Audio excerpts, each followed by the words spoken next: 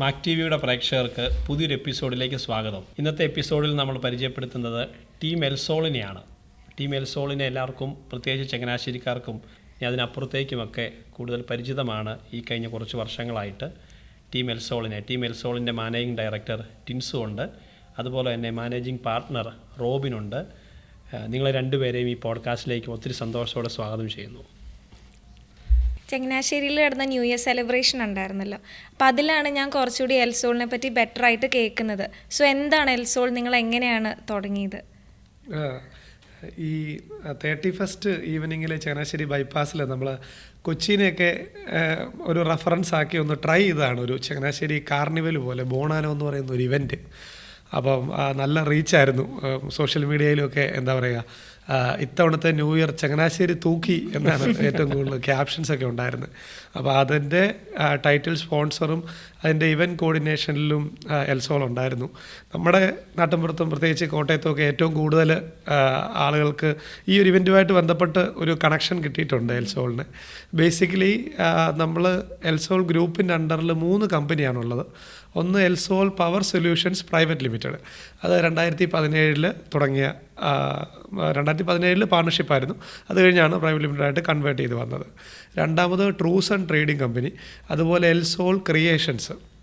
ഇതിൽ എൽസോൾ power സൊല്യൂഷൻസും ട്രൂസണ്ണും solar related products, വീടുകളിലും സ്ഥാപനങ്ങളിലും ഒക്കെ സോളാർ സിസ്റ്റം ഇൻസ്റ്റാൾ ചെയ്യാൻ വേണ്ടിയും അതിൻ്റെ പ്രോഡക്ട്സ് സോളാർ കമ്പനികൾക്ക് സപ്ലൈ ചെയ്യാനും ഒക്കെ ആയിട്ടുള്ള ബിസിനസ്സിൽ ആയിരിക്കുന്ന കമ്പനിയാണ്. എൽസോൾ ക്രിയേഷൻസ് എന്നത് വേറൊരു വെർട്ടിക്കലാണ്, വെഡ്ഡിങ് ഫോട്ടോഗ്രാഫിയാണ് അതിൽ ഞങ്ങൾ ഫോക്കസ് ചെയ്തിരിക്കുന്നത്. അപ്പം നമ്മുടെ 2017 ആദ്യം സോളാറിൻ്റെ ഡിവിഷനാണ് തുടങ്ങുന്നത്. അതിന് ശേഷമാണ് ഈ അഡീഷണൽ ഗ്രൂപ്പുകളും കൂടെ ആഡായി വന്നത്. ഇപ്പം നമുക്ക് ഇന്ത്യയിൽ 5 സംസ്ഥാനങ്ങളിൽ സോളാറിൻ്റെ ബിസിനസ് നമ്മൾ ചെയ്യുന്നുണ്ട്. അതുപോലെ റീസെൻ്റ്ലി UK-യിലും UAE-യിലും കൂടെ സോളാർ ഡിവിഷൻ ചെറുതായിട്ടൊന്ന് സ്റ്റാർട്ട് ചെയ്ത് വരുന്നു. അന്ന് മറ്റേ ബോണാനോ ഇവൻറ്റിന്, ന്യൂ ഇയർ ഇവൻറ്റിന് ചേട്ടൻ പറഞ്ഞല്ലോ, മറ്റേ വണ്ടി എടുത്തപ്പോൾ വണ്ടിയുടെ നമ്പർ പ്ലേറ്റിനെ പറ്റി ചേട്ടൻ ഒരുപാട് സംസാരിച്ചായിരുന്നു. അപ്പോൾ എന്താണ് അതിൻ്റെ പുറകിലുള്ള ഒരു വാട്ട് മെയ്ഡ് യു അങ്ങനെ എടുക്കാനുള്ളൊരു സാഹചര്യം? മനസ്സിലായി. ഞാൻ കുറച്ച് മുമ്പേ പറഞ്ഞില്ലായിരുന്നു, നമുക്ക് ഭയങ്കര ആത്മാർത്ഥമായിട്ട് എന്തെങ്കിലും വേണമെന്ന് ആഗ്രഹിക്കുമ്പോൾ അത് നമുക്ക് ഈ ഭൂമി മുഴുവൻ കൂടെ നിൽക്കുമെന്ന് നമ്മൾ നമ്മുടെ ആ ഒരു കോട്ടിൽ പറയുന്നതെന്ന് പറയുമ്പം എനിക്ക് കുറച്ചും കൂടെ അത് നമുക്ക് ദൈവം കൊണ്ടുതരും, അല്ലെ ദൈവമായിട്ട് അടുത്ത് നിൽക്കുന്നവർക്ക് അത് അച്ചീവ് ചെയ്യാൻ വളരെ എളുപ്പമായിരിക്കുമെന്ന് എനിക്ക് ചിന്ത വരാറുണ്ട്.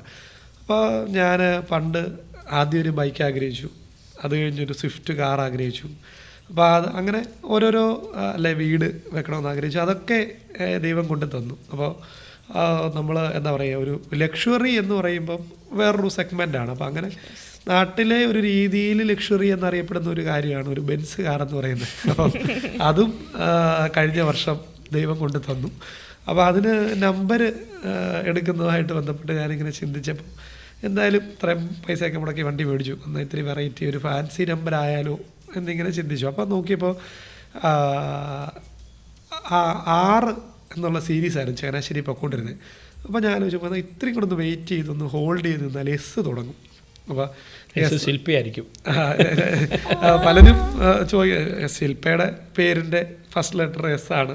നമ്മൾ സോളാർ ബിസിനസ്സാണല്ലോ ചെയ്യുന്നത്, അതിൻ്റെ ഫസ്റ്റ് ലെറ്റർ എസ് ആണ്. അപ്പോൾ എസ് എന്തുകൊണ്ടും കൂടുതൽ നല്ലതാണെന്ന് തോന്നി. പിന്നെ നമുക്ക് KL 33S എന്നാണ് ചങ്ങനാശ്ശേരിയുടെ കോഡ് വരുന്നത്. അപ്പോൾ അത് കഴിഞ്ഞ് എന്തെന്നുള്ളത് നോക്കുമ്പോൾ ഞാൻ 33 തന്നെയാണ് ചൂസ് ചെയ്തത്, 33S33. അപ്പോൾ അതിൽ നമ്മൾ ഒരു ബിബ്ലിക്കലായിട്ട് നോക്കിയാൽ ഈശോയുടെ ഈ ഭൂമിയിലെ ഉണ്ടായിരുന്ന 33 വർഷം, അതുപോലെ ഞാൻ ആ വണ്ടി വാങ്ങുമ്പോഴത്തെ എൻ്റെ പ്രായവും 33. അതുപോലെ തന്നെ ചങ്ങനാശ്ശേരിയിൽ ഞാൻ മുമ്പേ പറഞ്ഞ പോലെ ഒരു 100 സ്ക്വയർ ഫീറ്റിലാണ് തുടങ്ങിയത്. ചങ്ങനാശ്ശേരി PMJ കോംപ്ലക്സിൽ ഒരു ചെരുപ്പ് കടയിൽ സെയിൽസ്മാനായിട്ട് ഞാൻ വർക്ക് ചെയ്തതാണ് 2010-11 സമയത്ത്. അപ്പോൾ ആ നാട്ടിൽ ഒരു പ്രസ്ഥാനം തുടങ്ങി. നാഷണലി റെസിഡൻഷ്യൽ സോളാറിൽ ഇന്ത്യയിലെ തന്നെ ഒരു ടോപ്പ് 10 എന്ന നിലയിലേക്ക് വളർന്ന്, കേരളത്തിലെ ഒരു നമ്പർ 1 എന്ന നിലയിലേക്ക് വളർന്ന്, അത്രയും ചങ്ങനാശ്ശേരിയിൽ നിന്ന് വന്നപ്പോൾ ചങ്ങനാശ്ശേരിയോടൊരു നന്ദി, ഒരു ഗിഫ്റ്റ് എന്നുള്ള രീതിക്കാണ് ഞങ്ങൾ ആ ഒരു ഇവൻ്റ് ആണെങ്കിലും ഹോസ്റ്റ് ചെയ്തത്, ബോണാനോ ന്യൂ ഇയർ ഇവൻറ്റ്. അപ്പോൾ അതുപോലെ തന്നെ അതുകൊണ്ട് തന്നെ ആ ഒരു 33 തന്നെ സെക്കൻഡ് വാല്യൂം KL33S33 എന്ന് ചൂസ് ചെയ്ത്. ഈ സോളാറിനെ കുറിച്ച് കേൾക്കുമ്പോൾ ഒത്തിരി സന്തോഷമുണ്ട്. ഇപ്പോൾ ടിൻസു പറഞ്ഞപ്പോൾ തന്നെ പറഞ്ഞല്ലോ, ഇങ്ങനെ കേരളത്തിൽ ഇത്രയും ഔട്ട്ലെറ്റ്സുകളായി, കേരളത്തിന് പുറത്ത് ഇന്ത്യക്ക് പുറത്തൊക്കെ ആയി എന്നൊക്കെ കേൾക്കുന്നു. പക്ഷേ ടിൻസുവിനെ അറിയാവുന്നവർക്കറിയാം, ടിൻസു ചങ്ങനാശ്ശേരിക്കാരനാണ്, കുറുമ്പനാട് അസംഷൻ ഇടവാംഗമാണ്. ഈ എൽസോൾ എന്ന പേരിൽ ഇങ്ങനെ ഒരു കമ്പനി തുടങ്ങാനുണ്ടായ സാഹചര്യം ഒന്ന് പറയാമോ? ആക്ച്വലി ഞാൻ സാധാരണ കുടുംബത്തിലാണ് ജനിച്ചു വളർന്നത്. ഇപ്പം ഞാനും റോബിനാണെങ്കിലും അല്ലെങ്കിൽ ഞങ്ങൾ പാർട്ട്നേഴ്സൊക്കെ ഒരു തീരെ സാധാരണ കുടുംബങ്ങളിൽ ജനിച്ചു വളർന്നവരാണ്. അപ്പോൾ ഒരു നാട്ടും പുറത്താണ്, പൊങ്ങന്താനം എന്ന് പറയുന്ന ഒരു സ്ഥലം, അവിടെയാണ് ജനിച്ചു വളർന്നത്. അപ്പോൾ അച്ചാച്ചനൊരു റബ്ബർ വെട്ടുകാരനായിരുന്നു, അമ്മ ജോലിയില്ല, അല്ല ചില സമയത്ത് ചെറിയ ഈ പൊടി ഐറ്റംസൊക്കെ വീടുകളിൽ കൊടുക്കും, അങ്ങനെ ചെറിയ പരിപാടിയൊക്കെ ഉള്ളായിരുന്നു. അപ്പോൾ നമ്മുടെ നാട്ടിൻപുറം ആയതുകൊണ്ട് തന്നെ പള്ളിയുമായിട്ട് അടുത്തും ബന്ധപ്പെട്ടും ഒക്കെയാണ് പല ആക്ടിവിറ്റികൾ, ഇവൻറ്റ്സ് പോകുന്നത് വരുന്നത്. അങ്ങനെ ലൈഫിലൊരു ഇമ്പോർട്ടൻസ് ഈ പറഞ്ഞ പള്ളിയും അതുമായിട്ട് ബന്ധപ്പെട്ട്, ഇപ്പം സൺഡേ സ്കൂളിലായിരിക്കുമ്പം സൺഡേ സ്കൂൾ, അതിൻ്റെ കുറേ പ്രോഗ്രാം ഗ്രൂപ്പുകൾ, അത് കഴിഞ്ഞ് യുവദീപ്തി, അല്ലെ അങ്ങനെ ഓരോരോ കാറ്റഗറി ഓഫ് ആക്ടിവിറ്റികളിൽ ഇൻവോൾവ് ആയിരുന്നു. അപ്പോൾ അങ്ങനെ ആദ്യം എനിക്ക് തന്നെ ഒരു ലീഡർഷിപ്പ് ഉണ്ടെന്ന്, അല്ലെങ്കിൽ എന്തെങ്കിലുമൊക്കെ എന്നെക്കൊണ്ട് പറ്റുമെന്നൊരു തോന്നൽ വന്നത് തന്നെ ഡെഫിനറ്റായിട്ടും യുവദീപ്തി എന്ന പ്രസ്ഥാനത്തിലൂടെയാണ്. +2 വരെയുള്ള കാലത്തൊക്കെ അങ്ങനെ റോളൊന്നും എടുക്കാതെ പുറകിലൊക്കെ മാറി നിന്ന് ഒതുങ്ങിയുള്ള ഒരു ലൈനാണ് പോയിക്കൊണ്ടിരുന്നത്. അപ്പോൾ ഈ +2 കഴിഞ്ഞ് അടുത്തൊരു കോഴ്സിലോട്ട് ചേരുന്ന സമയത്ത് കുറച്ചും കൂടെ ഗ്യാപ്പ് കൂടുതലുണ്ടല്ലോ. അപ്പോൾ ആ സമയത്താണ് കുറച്ചും കൂടെ +1 +2ലും ഉണ്ടായിരുന്നു കുറേയൊക്കെ. യുവദീപ്തിയിൽ ചേട്ടന്മാരുടെയൊക്കെ കൂടെ നടന്ന് കുറച്ച് ആക്ടിവിറ്റികളിലൊക്കെ കൂടി അങ്ങനെ സ്റ്റാർ കച്ചവടം, അല്ലെങ്കിൽ പുൽക്കൂട് മത്സരം, കേക്ക് കച്ചവടം, അങ്ങനെയുള്ള കുറച്ച് ആക്ടിവിറ്റി, അല്ലെങ്കിൽ കുറച്ച് ചാരിറ്റി, അങ്ങനെ ഓരോ പ്രോഗ്രാമുകളിലൊക്കെ കുറച്ചുകൂടെ ആക്റ്റീവായി. അപ്പോൾ അതിൽ പതിയെ ആദ്യമാക്കുന്ന ഒരു റോളുണ്ട്, എക്സിക്യൂട്ടീവ് മെമ്പർ. അങ്ങനെ ഒരു ചെറിയ റോളിലോട്ട് ആദ്യം ഇട്ടു. അപ്പോൾ അവിടെ എന്തെങ്കിലുമൊക്കെ ചെയ്യുമ്പോൾ പയ്യൻ കൊള്ളാമല്ലോ, എന്നാൽ പിന്നെ ഇച്ചിരി കൂടെ അടുത്ത പോസ്റ്റ്, അങ്ങനെ അടുത്ത വർഷമാകുമ്പം വൈസ് പ്രസിഡൻ്റ് ആക്കി. അത് കഴിഞ്ഞ് പിന്നെ ഒരു പ്രസിഡൻറ്റ് റോള് കിട്ടി. അങ്ങനെ അപ്പോൾ പ്രസിഡൻറ്റ് റോളെന്ന് പറയുമ്പോൾ യൂണിറ്റിൻ്റെ ഒരു മെയിൻ റോളാണ്. അപ്പോൾ അതിൽ ഓരോ പ്രോഗ്രാംസ് പ്ലാൻ ചെയ്യണം, എല്ലാവരെയും ഒരുമിച്ച് കൂട്ടണം, അങ്ങനെ ആക്ടിവിറ്റി, ഇവരെ മോട്ടിവേറ്റ് ചെയ്യണം, കൂട്ടിക്കൊണ്ട് പോകണം, അങ്ങനെ ഓരോരോ കാര്യങ്ങൾ ചെയ്താണ് ആ ഒരു ലീഡർഷിപ്പ് സ്കിൽസ് ഒരുപക്ഷെ ഇമ്പ്രൂവ് ആയത്. അപ്പോൾ അങ്ങനെ നാടുമായിട്ട് ഇണങ്ങി ഒത്തിരി പ്രവർത്തനങ്ങളിൽ ഇൻവോൾവ് ആയിരുന്നതുകൊണ്ട് തന്നെ ഭയങ്കര ആഗ്രഹമായിരുന്നു ഈ നാട്ടിൽ നിൽക്കണമെന്ന്. പ്രത്യേകിച്ച് കഴിഞ്ഞ കുറേ കാലങ്ങളായിട്ട് എല്ലാവരും ഈ പുറത്തോട്ട് പോകുക, എന്താ പറയുക, പുറത്ത് പോയാലേ രക്ഷപ്പെടുന്നുള്ളൂ, അല്ലെ പുറത്ത് പോയാലേ ലൈഫ് സക്സസ് ആകുന്നുള്ളതൊരു സ്റ്റൈലാണല്ലോ. അപ്പോൾ പക്ഷേ ഇങ്ങനെയും കൂടെയൊക്കെ ആയിരുന്നതുകൊണ്ട് നാടിനോടൊരു ഇഷ്ടക്കൂടുതലുണ്ടായിരുന്നു, നാട്ടിൽ നിൽക്കണം, അങ്ങനെ ഒരു ഇത് വന്നു. രണ്ടാമതായിട്ട് സ്വന്തമായിട്ട് എന്തെങ്കിലും ചെയ്യണമെന്നൊരു ഫീലൂടെയും കയറി വന്നു. അത് ഞാൻ ആക്ച്വലി ഇവിടെ ചങ്ങനാശ്ശേരി മീഡിയ വില്ലേജിലാണ് BCom ചെയ്തത്. അത് കഴിഞ്ഞ് കുറച്ച് വളഞ്ഞൊരു വഴിയാണ് പിടിച്ചത്. അത് കഴിഞ്ഞ് എൻജിനീയറിങ് ചെയ്യാൻ പോയി, പാലാ ചൂണ്ടച്ചേരിയിൽ. നോർമലി അങ്ങനെ ഒരു വേർഷം വരുന്നതല്ല. അപ്പോൾ എൻജിനീയറിങ് പഠനകാലത്താണെങ്കിലും ഓരോ ഐഡിയാസ്, ഓരോ കാര്യങ്ങൾ, ടെക്നിക്കലായിട്ടുള്ള കാര്യങ്ങൾ, അങ്ങനെ എന്തെങ്കിലും നമുക്ക് സ്വന്തമായിട്ട് ചെയ്യാൻ പറ്റണമെന്നൊരു തോട്ട് എപ്പോഴും വരുമായിരുന്നു. കാരണം എന്ന് പറഞ്ഞാൽ ഇപ്പോൾ ഒരു കമ്പനിയിൽ എംപ്ലോയി ആണെങ്കിൽ അത് ഏത് ലെവൽ എംപ്ലോയി ആണോ അതനുസരിച്ചിട്ട് നമുക്ക് കൊടുക്കാൻ പറ്റുന്ന കോൺട്രിബ്യൂഷനും ഇൻവോൾവ്മെൻറ്റും ഒരു പക്ഷേ ചിലപ്പം ഒരു ലിമിറ്റേഷൻസ് ചില കാര്യങ്ങളിൽ കാണും. അല്ലെ നമ്മുടെ ഐഡിയ അപ്പാടെ അവിടെ ഇംപ്ലിമെൻറ്റ് ചെയ്യാൻ പറ്റിയെന്ന് വരത്തില്ല, മുകളിൽ നിന്ന് കട്ട് വീഴും ചിലപ്പോൾ. അപ്പോൾ അങ്ങനെ ഒരു തോന്നലുണ്ടായിരുന്നത് കൊണ്ട് എൻജിനീയറിങ് പഠനകാലത്ത് തന്നെ ചെറിയ രീതിയിൽ ബിസിനസ് സ്റ്റാർട്ട് ചെയ്തു. ഈ ലൈറ്റ്നിങ് പ്രൊട്ടക്ഷൻ സിസ്റ്റം, മിന്നൽ രക്ഷാചാലകം എന്ന് പറയുന്നത്. അത് കഴിഞ്ഞ് 3rd ഇയർ ആയപ്പോൾ കോളേജ് സ്റ്റാർട്ടപ്പിൽ രജിസ്റ്റർ ചെയ്ത്, അന്ന് എൻ്റെ കൂടെ ഇപ്പുറത്തെ ബെഞ്ചിലിരുന്ന് പഠിച്ച ആളാണ് ലിബിൻ എന്ന് പറയുന്നത് എൻ്റെ പാർട്ണർ.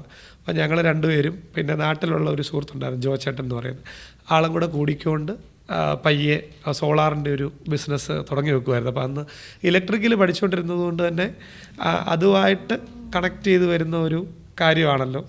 ആ രീതിക്കും ഒക്കെ ആയിട്ടാണ് പ്രസ്ഥാനം 2017 തുടങ്ങുന്നത്. പക്ഷേ നമ്മൾ ഈ സ്റ്റാർട്ടപ്പുകളെ കുറിച്ചൊക്കെ നമ്മൾ സംസാരിക്കുമ്പോൾ തീർച്ചയായിട്ടും സന്തോഷം. ഈ യുവദീപ്തി പള്ളിയായിട്ടും പള്ളി സംഘടനകളുമായിട്ട് വളർന്നു വന്നാണ് ഈ ലീഡർഷിപ്പ് സ്കിൽസ് തിരിച്ചറിയാൻ സാധിച്ചതെന്ന് അറിഞ്ഞതിൽ സന്തോഷം. പക്ഷേ എങ്കിലും ഈ എൻജിനീയറിംഗ് പഠിത്തത്തിൻ്റെ കാലത്ത് ഇങ്ങനെ പതുക്കെ സോളാറിനെ കുറിച്ചൊക്കെ തിരിച്ചറിയുന്നുണ്ടെങ്കിലും കേരളത്തിൽ സോളാർ ഇത്രയും ഡെവലപ്ഡ് ആകുന്നത് ഈ അടുത്ത കാലത്താണ്. ഒരുപക്ഷെ ടിൻസു ഇത് തുടങ്ങുന്ന 2017-18 കാലഘട്ടത്തിലാണ്. അപ്പോൾ ഒരു 2015 മുതലും ചിന്തിച്ച് തുടങ്ങിയിട്ടുണ്ടാവാം. പക്ഷെ അന്ന് ഇന്നോട്ടുള്ള ഇത്രയും മാർക്കറ്റ് ഉണ്ടായിരുന്നോ? ഇല്ലല്ലോ. അപ്പോൾ തീർച്ചയായിട്ടും ഉണ്ടായിരുന്നു. അല്ല, തീർച്ചയായും കുറവായിരുന്നു. അപ്പോൾ കുറവായിരുന്ന ആ സമയത്ത് എങ്ങനെയാണ് ഇതിലേക്ക് ഇൻവെസ്റ്റ് ചെയ്യാവുന്ന ഒരു ചിന്ത വരുന്നത്? അത് വലിയ റിസ്ക് അല്ലേ? അത് ശരിക്കും പറഞ്ഞു കഴിഞ്ഞാൽ സോളാർ എന്ന് പറയുന്നത് കേരളത്തിൽ ഏറ്റവും ഫെമിലിയർ ആയത് നമ്മുടെ സരിത വിഷയവുമായിട്ട് ബന്ധപ്പെട്ട് ആണ്. അപ്പോൾ 1ാം ക്ലാസ്സിൽ പഠിക്കുന്ന കുട്ടിക്കും ഈ പേരറിയായിരുന്നു.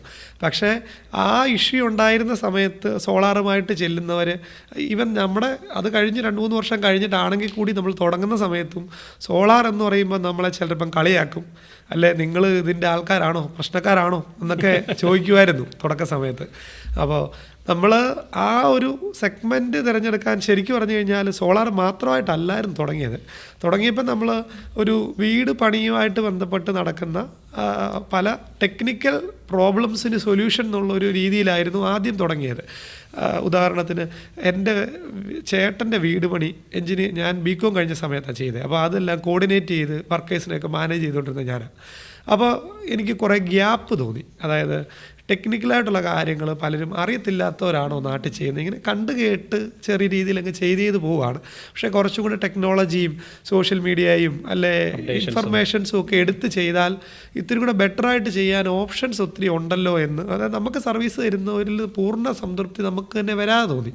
അപ്പോൾ അവിടെ ഒരു ഗ്യാപ്പ് ഫീൽ ചെയ്തപ്പോൾ അതിനൊക്കെ ഒരു സൊല്യൂഷൻ എന്ന രീതിയിലേക്ക് ഈ CCTV, inverter battery, solar power system, അത്തരത്തിൽ കുറച്ച് കാറ്റഗറി ഓഫ് പ്രോഡക്ട്സ് ആണ് തുടക്കം വെച്ചത്.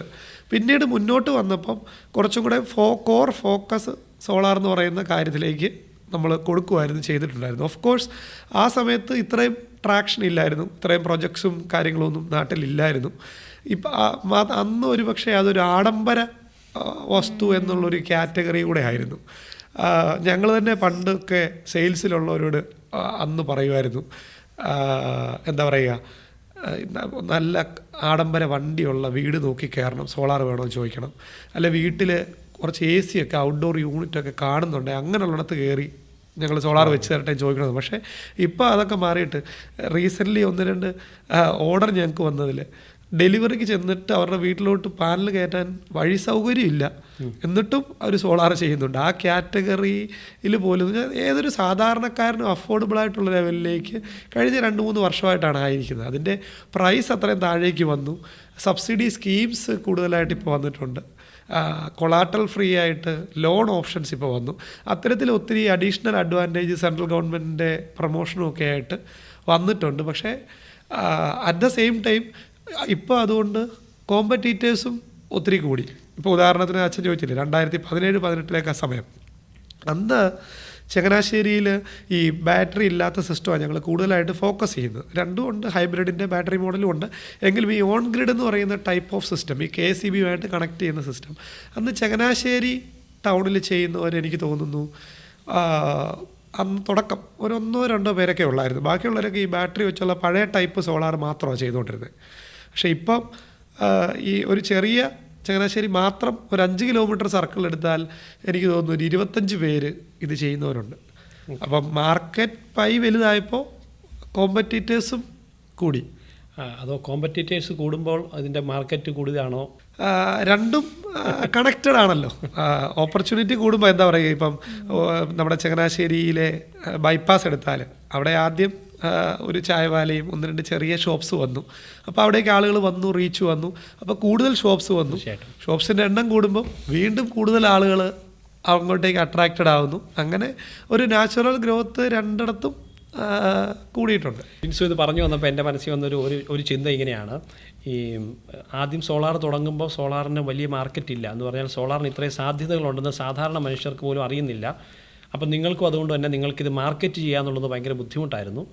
പക്ഷേ ദൈവാനുഗ്രഹം എന്ന് ഞാൻ പറയും, നിങ്ങൾ കഠിനമായിട്ട് പ്രയത്നിച്ചതുകൊണ്ട് നിങ്ങളുടെ കമ്പനി വളർന്നു. ഇപ്പോൾ നോക്കിയാൽ നിങ്ങൾ 2017 തുടങ്ങിയതുപോലല്ല, ഇപ്പോൾ സോളാറിന് ഭയങ്കര മാർക്കറ്റ് നന്നായിട്ട് കൂടി. അത് അനുകൂലമായ പല സാഹചര്യങ്ങൾ വന്നതുകൊണ്ടാണ്. അപ്പോൾ ടിൻസു അതിനെ കാണുന്നത്, ഇപ്പോൾ ടിൻസു ആദ്യം പറഞ്ഞല്ലോ ഈ പള്ളിയിൽ നിന്നൊക്കെ കിട്ടിയ ഒരു ഇപ്പോൾ സംഘടനാ പാഠമൊക്കെ ഇതിൻ്റെ പുറത്തുണ്ട്. അതുകൊണ്ട് തന്നെ ഇത് നിങ്ങളുടെ കഴിവ് കൊണ്ടാണോ ഇപ്പോൾ ഇത്രയും മാർക്കറ്റ് ഇത്രയും പിടിക്കാൻ സാധിച്ചത്, അതോ ഒരു ദൈവാനുഗ്രഹം ഇതിൻ്റെ പുറകിലുള്ളത് കൊണ്ടാണോ ഇത്രയും മാർക്കറ്റിലേക്ക് നിങ്ങൾക്ക് ഇറങ്ങി വരാൻ സാധിച്ചെന്ന് തോന്നുന്നുണ്ട്? അതിനെക്കുറിച്ച് എന്താ അഭിപ്രായം? തീർച്ചയായിട്ടും ഞാൻ എല്ലാ വേദികളിലും പ്രത്യേകം പറയാറ് തന്നെ ഉള്ളതാണ് ദൈവാനുഗ്രഹത്തെ പറ്റി. അതായത് മനുഷ്യരെല്ലാം ഓരോ പേരിലായിരിക്കും ഇതിനെ വിളിക്കുന്നത്. ചിലർ നിമിത്തമെന്ന് പറയും, അല്ലെ പ്രയത്നമെന്ന് പറയും, അതല്ലെങ്കിൽ ഭാഗ്യമെന്ന് പറയും, അല്ലേ നമ്മളെന്താ പറയുന്നത്, ഒരു ചിലർ പറയും എന്താ അവൻ്റെ വര ശരിയായതെന്ന് പറയും. കുറച്ച് ആളുകൾ ദൈവാനുഗ്രഹം എന്ന് പറയും. അപ്പം തീർച്ചയായിട്ടും ഞാൻ അതിൽ ദൈവാനുഗ്രഹം എന്ന് പറയുന്ന കാറ്റഗറി ചൂസ് ചെയ്യാനാണ് ഓഫ് കോഴ്സ് ആഗ്രഹിക്കുന്നത്. കാരണം ഞാൻ കുറച്ച് മുമ്പ് തന്നെ പറഞ്ഞല്ലോ, ആ വന്ന സാഹചര്യത്തിൽ നമുക്ക് ഡയറക്റ്റ്ലി കിട്ടിയ ഫിസിക്കൽ എക്സ്പീരിയൻസ് അല്ലെ എക്സ്പോഷേഴ്സ്, അല്ലെങ്കിൽ ഇപ്പം ഞാനീ പറഞ്ഞ പ്രസ്ഥാനങ്ങളും പള്ളിയും ഒക്കെ ആയിട്ട് ചേർന്ന് നിന്നപ്പം നമുക്ക് കഴിവിലുണ്ടായ വളർച്ച എന്നുള്ള ഒരു ലോജിക്കൽ വേയിൽ നോക്കിയാൽ തന്നെ ഒത്തിരി അനുഗ്രഹങ്ങൾ അവിടുന്നുണ്ട്. രണ്ടാമത് ഒരു ദൈവത്തിൻ്റെ ഒരു സ്പെഷ്യൽ ബ്ലെസ്സിങ്സും കാര്യങ്ങളും ഒരു ഗ്രോത്തിന് വേണ്ടി ഉണ്ടെന്നുള്ളത് ഓഫ് കോഴ്സ് 100% ഉറപ്പാണ്. അത് എന്താ പറയുക, ഞാനിപ്പം പ്രാർത്ഥിക്കുന്നതുകൊണ്ടാണോ എന്ന് ചോദിച്ചാൽ എനിക്കപ്പോൾ അത്ര അറിയത്തില്ല. കാരണം ഞാൻ ഒത്തിരി അങ്ങനെ പ്രാർത്ഥിക്കുന്ന ഒരു നോർമൽ വേയിലാണ് പോകുന്നത്. പക്ഷേ എൻ്റെ കൊച്ച് നാൾ തൊട്ട് കണ്ടിട്ടുണ്ട്.